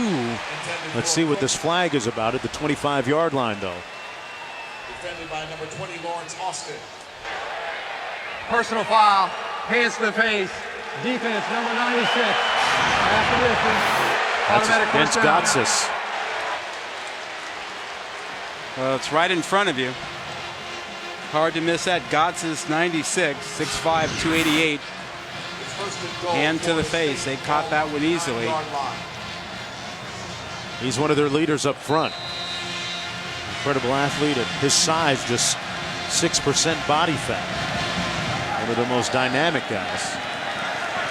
1st and goal for the Seminoles. It's the I formation. They broke that tendency by throwing last time, but it's generally their heavy run formation. Cook dotting the I. Here's the stretch zone play. Gets to the edge. Cook brought down at about the 3. Actually, the 4-yard line. Looks like that was a player down also for Georgia Tech. Yeah, P.J. Davis. 5-yard gain by Cook. Davis is another player who we thought might not play tonight. He was a little banged up coming into the game. Yeah, they had a bunch of guys. I mean, this has been a year where, although they returned some players on defense, it hasn't quite worked out the way that Ted Roof and Paul Johnson would have wanted it to, and had some injuries along the way. As a team, remember, if you're just joining us, they made it to the ACC championship game last year. Well, and to that point, 2 out of the last 3 years they've been there, and this is a team many people expected to contend for the ACC championship, and right now their 18-year streak of bowl games is in jeopardy. Let's go down to Quint. Guys, it'll be interesting to see what Florida State comes up with. They have struggled in the red zone in the Miami game. It was a big struggle tonight. They've settled for field goals 3 times. One thing you notice from the sideline, they don't have really tall wide receivers for the most part, and that has been a little bit of an issue down around the goal line. You're right. Whitfield is 5'7", Wilson 5'10". Their biggest guy is Rudolph, who's 6'2", but they've struggled. 53% touchdown percentage coming into this ball game in the red zone, which is awful. Look at Saunders, but he's a tight end and just a freshman. Flags. Ball start, offense, number 74, 5-yard penalty, second down. And that's exactly what happened all too frequently for Jimbo Fisher last week in the Louisville game. He's got a young offensive line. He talked to us about it yesterday. He said, hey, I don't know why some of these guys jump, a little anxiety, just not the maturity of it, and these things happen. Well, 53% in the red zone won't get it done. Second and goal, they move it back. Golson, little counter step. Great move. Golson, though, drilled and brought down at about the 5-yard line by Gotsis, atoning for that earlier error. A 4-yard gain by Golson, and another Georgia Tech player coming up limping and shaken up. It's A.J. Gray this time, a true freshman out of Sandersville, Georgia. Well, Gray was in for Smith. Wow. And they are losing guys on the back end. Just not good for them at all. Big drive for Florida State, because if they settle for a field goal, it's still just a 1-possession game. As Gray is being tended to by the athletic training staff. A 3rd and goal coming up for the Seminoles.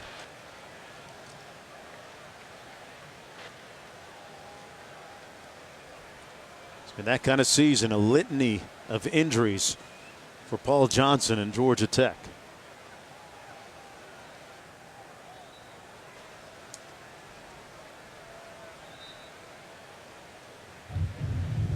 Full timeout. We're going to take a timeout and come right back.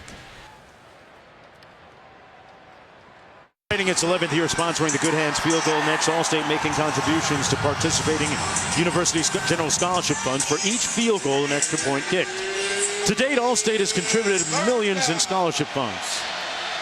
Jones, the A.J. Gray was kicked in the back, the lower right side of his back, and came off the field. Big 3rd down now for Florida State and Georgia Tech. Cook beside Golson. 3rd and goal. And a flag. Again. Ball start, offense, number 77, 5-yard penalty. Like I said, this is a remix of last week against Louisville offensively on the line. Well, and if Georgia Tech can get a hold here to a field goal, that's a 1-possession game. And keep in mind, Florida State could not get Georgia Tech off the field in the 3rd quarter. They could conceivably chew up 8 minutes on the clock themselves. Wow. They had it for 12 minutes in the 3rd quarter. This time they empty it out. 5 receivers. Golson into the end zone.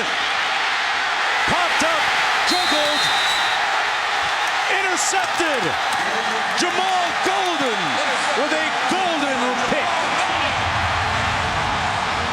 It's the first pick of the year for Florida State. That ball was tipped up in the air by Austin as Golson tried to thread the needle and get the touchdown.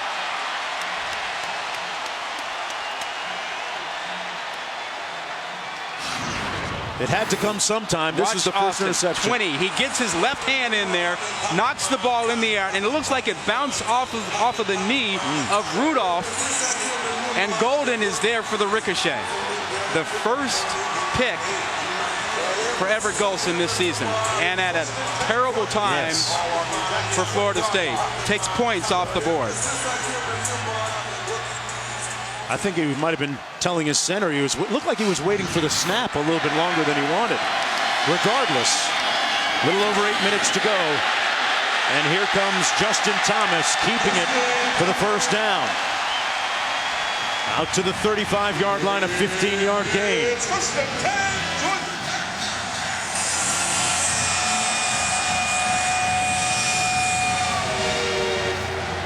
And Bobby Dodd Stadium is alive.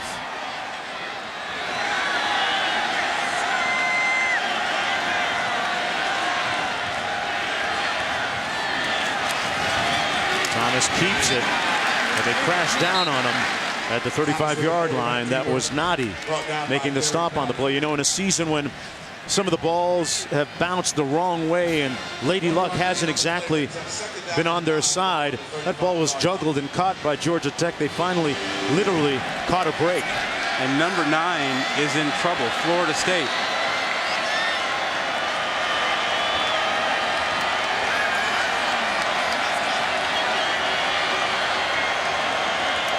On 2nd and 10. They gave it to the first guy through, Marcus Marshall, out near the 40-yard line. It'll be 3rd down.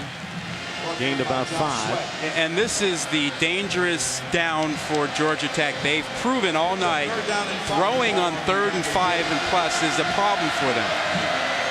Will they go to it here? I've felt all along that they just needed to live and die with their option instead of throwing on 3rd down. It just hasn't worked out tonight. 2 picks already. Marshall in the backfield. He's the closest they've got to a game breaker there. They run the toss to Willis, and you're not going to outrun Florida State to the edge like that. Good tackle by Elliott. How about that play? Wow. Elliott smelled it completely, defeated the blocker. He makes this play by himself. Watch the top of the screen. 14 takes on the block, gets his shoulder lower, blows through it, and makes the tackle. That goes on the highlight Oh, clip, absolutely. Right? That is huge.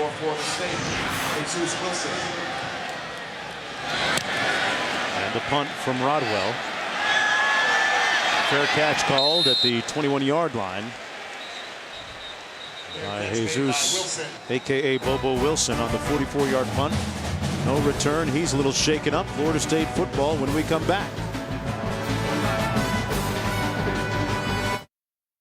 Hey, if you want to watch college football on the go, just download the Watch ESPN app or go to watchespn.com. Catch everything live. Like we saw that Michigan State ending last week in Salt Lake City. Thank goodness. If we hadn't had the app, we would have missed that. First and 10 for the Seminoles in the wake of Everett Golson's first interception thrown this year. On the last drive, flags down. The Seminole offensive line has had some issues on the last drive with penalties and false starts. Cook on the carry, meanwhile.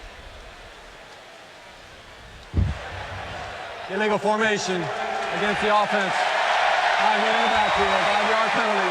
First down. Boy, there have been an inordinate amount of self-inflicted wounds by Jimbo Fisher's team here in the 4th quarter. Young team, still learning, still growing, and you hope, if you're a Florida State fan, you can play through this and still not have it cost you a game in your number 9 ranking. But that is still to be determined tonight. Florida State trying to stay undefeated on the season. Golson's pass dropped by Ryan Izzo. A little bit behind him, but hit him in the hands. Sets up 2nd and long. Let's go back to what you talked about. Who do you trust? You have youngsters. Izzo's a redshirt freshman.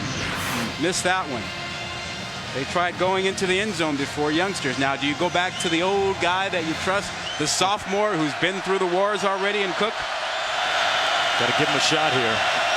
Hasn't had a lot of touches in the second half. They're going to pass it to the edge. That's Whitfield with that sprinter speed, and I mean sprinter speed. He has a personal best of 10.21 in the 100 meters. That's world class. Meanwhile, tonight, look at the numbers for Dalvin Cook. Give credit to that Georgia Tech defense. And offense holding on to the ball, right? Yeah, that 3rd quarter stands out. 12 minutes and 15 seconds. Florida State stood on the sidelines and watched Georgia Tech with the football in the 3rd quarter. Cook in the backfield beside Golson on 3rd and 3. They fumble it. The play blows up. And 4th down coming up. Freeman in there to pressure Golson for insurance. They're going to ask whether it was grounding or not. There's a flag down. Freshman grounding against the offense, number 6.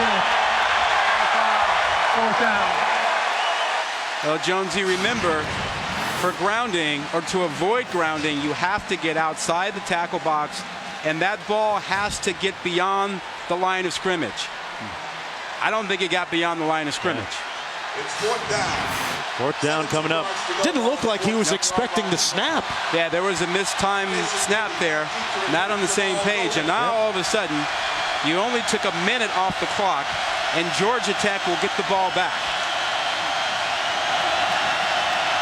Beatty punting from his own goal line. They came after him, and he responds with a bullet all the way back to the 33.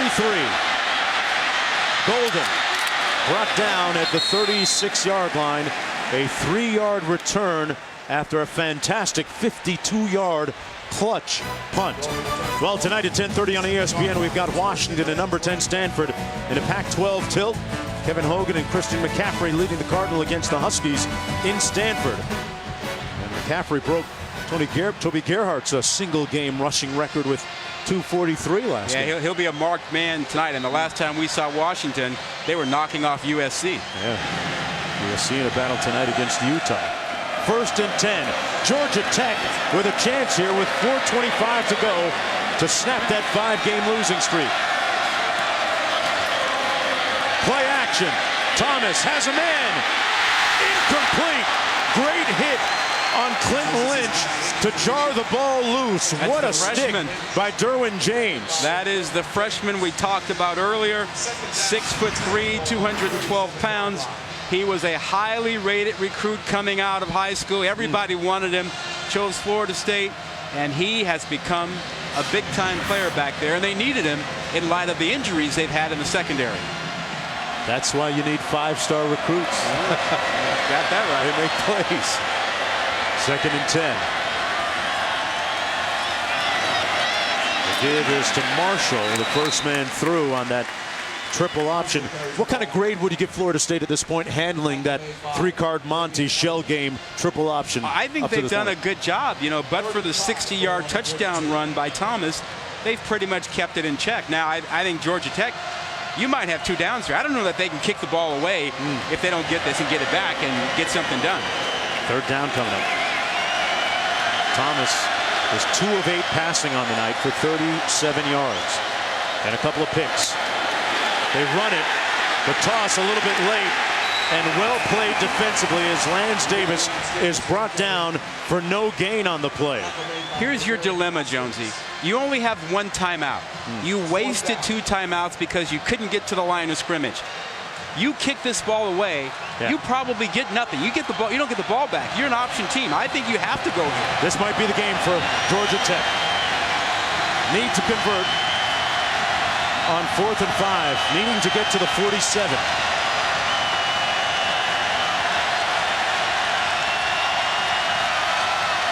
They're going to throw.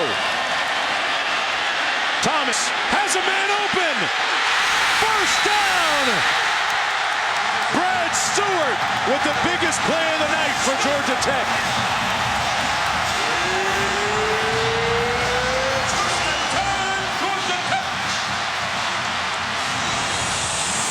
Florida State tips the blitz. Thomas rolls away from it, and they work on the freshman James, the guy who made the big hit earlier. They get him this time. He snuck up a little bit, and they got behind him. A 36-yard gain down to the 23-yard line. First and 10. 1 timeout remaining for Georgia Tech. A field goal ties it, and this is Marshall.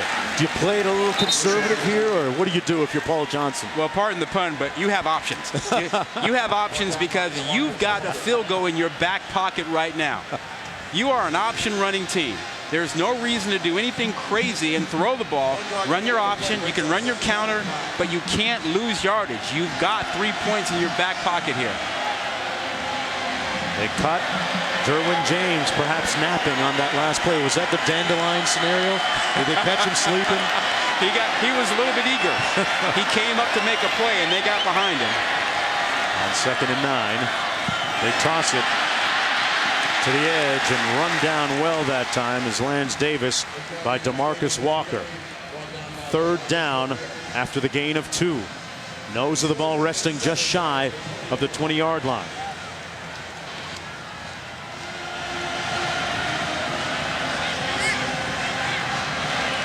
Florida State over the last couple of years, albeit a different cast this year, used to playing in close games like this. I'm not throwing it here, buddy.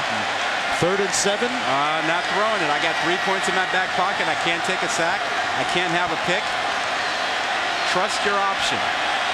Thomas only has 3 completions tonight, but the last one was vital. He keeps it. Oh, you're right. They didn't try and throw it. He's pushed out of bounds. They're going to mark it at the 18. Josh Sweat was there to push him out, along with Jacob Pugh, a gain of 2. 4th down coming up.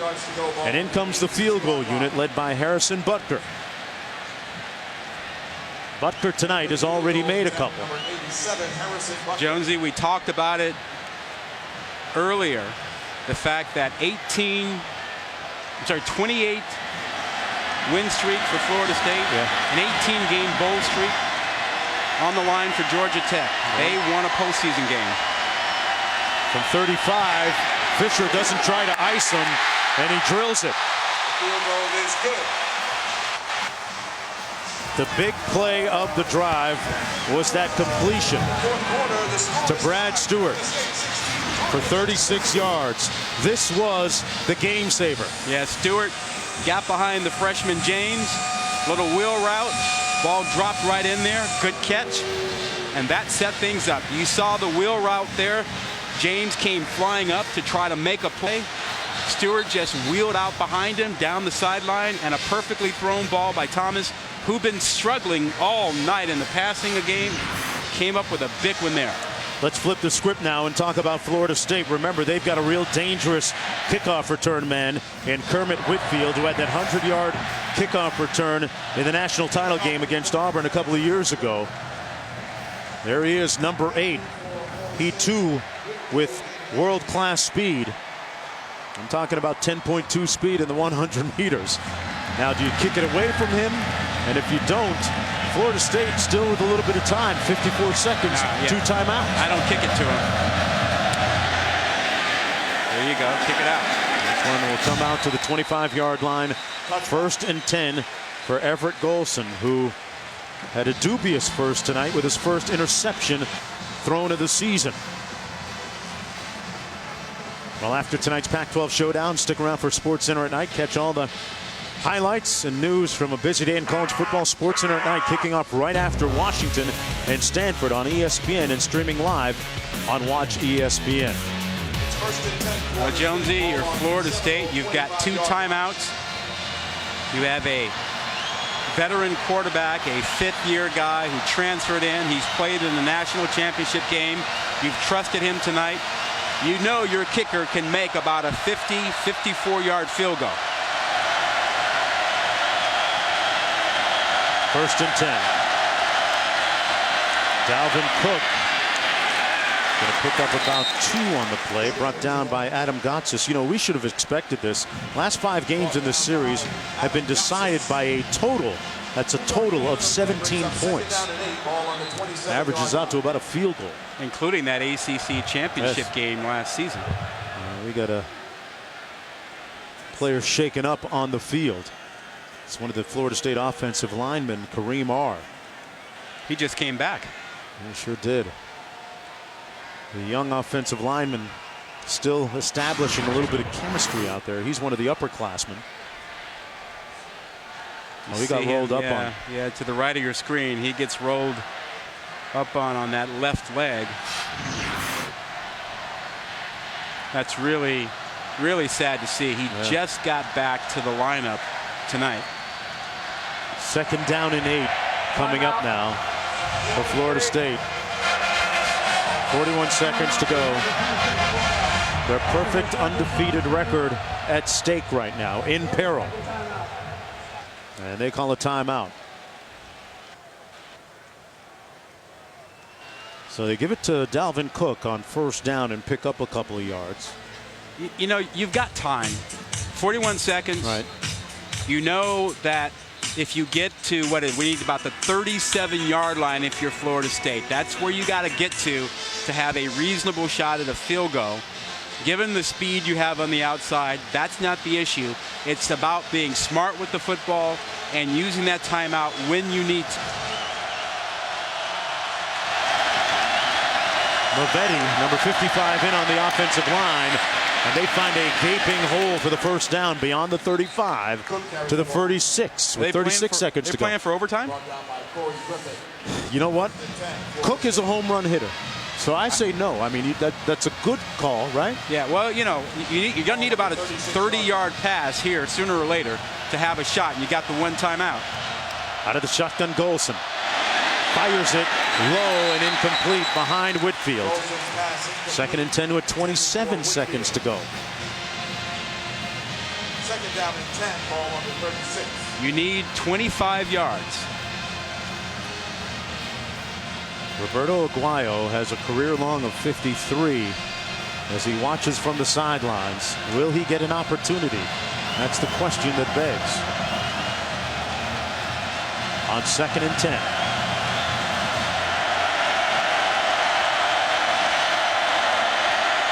Olsen dumps it to Cook.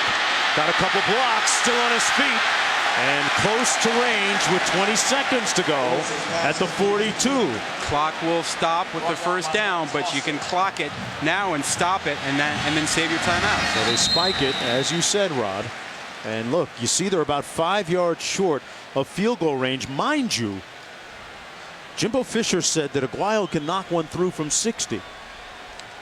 Yeah, but I think what you can do here, you've got enough time. You've got a timeout.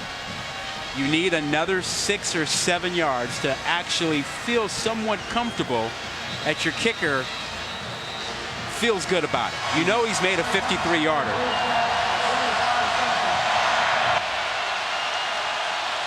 Florida State looking for their 29th consecutive conference win to tie a record. Looking to stay unbeaten and improve to 7-0. And be a player in the college football playoff. You have the timeout. You can use the entire field here. And Georgia Tech going to call timeout. Georgia Tech, 3rd and final timeout. 30-second timeout. Wants to talk things over. Let's go downstairs to Quint. Yeah, more on Aguayo. Their ultra reliable field goal kicker. He has never missed a 4th quarter kick in his career between PATs and field goals, about 59 kicks. Spring game, he hit a 63-yarder. Coach told us, as you said, he's good from 64 to 65. Now, I saw him hit from 52 in this direction in warm-up. I also saw him push the ball right twice from 50. So, any yardage here is a big plus. Yeah, Quint, those numbers in the 4th quarter, that spells clutch. Yeah, well, this would be a 60-yarder from right here. And if I'm a defensive back right now, I'm not giving him the 5, 7, 8-yard catch. If they want to take the chance and throw it deep, I'll take that gamble right now. But I'm not giving up a 7, 8-yard catch. You don't want to take a sack if you're Golson, and a flag, an egregious, pejorative penalty against Florida State. Incredibly, that is I'm counting 4, Rod, on that offensive line here in the 4th period alone.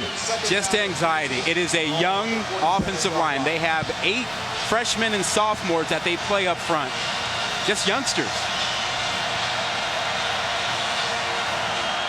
Still 16 seconds on the clock.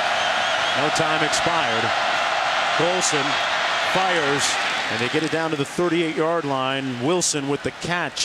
10 seconds to go. And they burn a timeout. From here. 55, 56. Yep. 38-17. Yeah, it's a 55-yarder. Within his range. Do you run one more play here and then trot him out? No. It's too risky. Think about this. If you run a play and you don't get out of bounds, you got a problem. You won't even get the attempt. Right now, you know you have an attempt. Now, this tells you something about how much Fisher trusts Golson. If he runs a play here, he really truly believes that Golson will quickly make that decision and get rid of the ball and not take a sack. What kind of play fits that profile? It can only be, it's got to be a sideline. It's got to be an out. Okay. You got to get rid of it quickly. Let's see what they run. If you get a first down, there's no guarantee you can actually get the clock stopped and get your field on the team. Got to get down, right? Yeah. You got to assume that his receivers got that message too. On 3rd and 6, Golson throws to the sideline, incomplete. So now Aguayo will presumably get his opportunity. Rudolph, the intended receiver, it appeared to hit him in the hands. And a look at Aguayo, Roberto Aguayo, the 6'1" junior, has never missed a fourth quarter kick. This will be a 56-yarder. His career long is from 53, from the left hash, to remain unbeaten and perhaps a player in the college football playoff and the 29th consecutive conference win. Blocked, snuffed, rubbed out, erased. And Georgia Tech with an opportunity. Austin still on his feet. One man. You can't believe what just happened. What a time to be alive.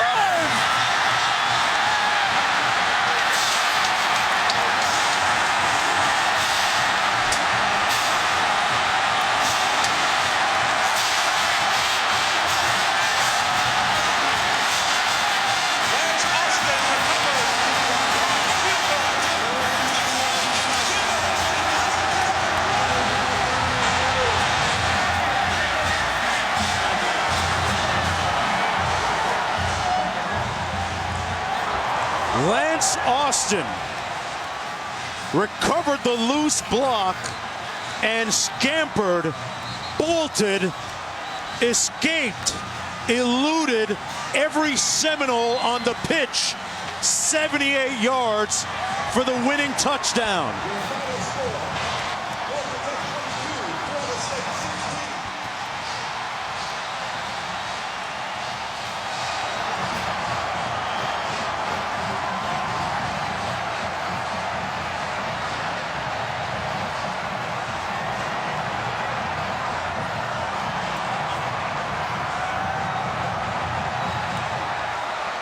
When you think you've seen it all, you really haven't. Let's go downstairs to Quint with Coach. Coach, how do you best explain that last play? Well, it was our turn. We've had so many this year that have gone the other way. I'm just so proud of our guys. They fought and fought and fought. We made a lot of mistakes, but we fought the whole game and came back, found a way. What was the mindset of the team? You lose 5 straight. This game starts kind of going bad late. It's just a great opportunity. You've got a top 10 team in your house. Go out and have some fun and play hard, and our guys did that. What do you think made the difference in the fourth quarter? I don't know. Our whole team played well. Defensively, we played the run so much better. What about this scene, Coach? What's this like for you? That's what it's all about. That's college football. Congratulations. Thanks, Quint. And Rod, it's like Coach Johnson said, it was our time. Previously, these kinds of scenes have gone the other way. And let's take one more look. This is the first fourth quarter miss ever by Aguayo, the field goal kicker. Well, just start with the notion of it being a heads-up play, that the Georgia Tech players were all in and just didn't celebrate. That ball gets picked up and brought back, but watch the block. And it's not just Austin returning. Watch the block down here by Chris Milton, number 6. That really kind of opened up the way at the end. You got 8, 9 Georgia Tech players all invested in that last play instead of just celebrating the block. They were trying to win the game. That's the mark of a winner. That's a team that's been frustrated by being 2-5, looking at possibly not making a bowl game, and they knocked off the top 10 team. Paul Johnson seemed to be just waving off Austin, saying just get down or something, and then he kind of backed up. Did you see that? Yeah. No, keep going, son. Keep going. Yes. Wow. And what a scene here at Bobby Dodd Stadium. an improbable, implausible, unbelievable ending in Florida State's first loss of the season. What did we say earlier? When you shake a hornet's nest, no telling who might get stung. And the Seminoles got stung tonight. What an ending. 22-16, Yellow Jackets win it against the Seminoles.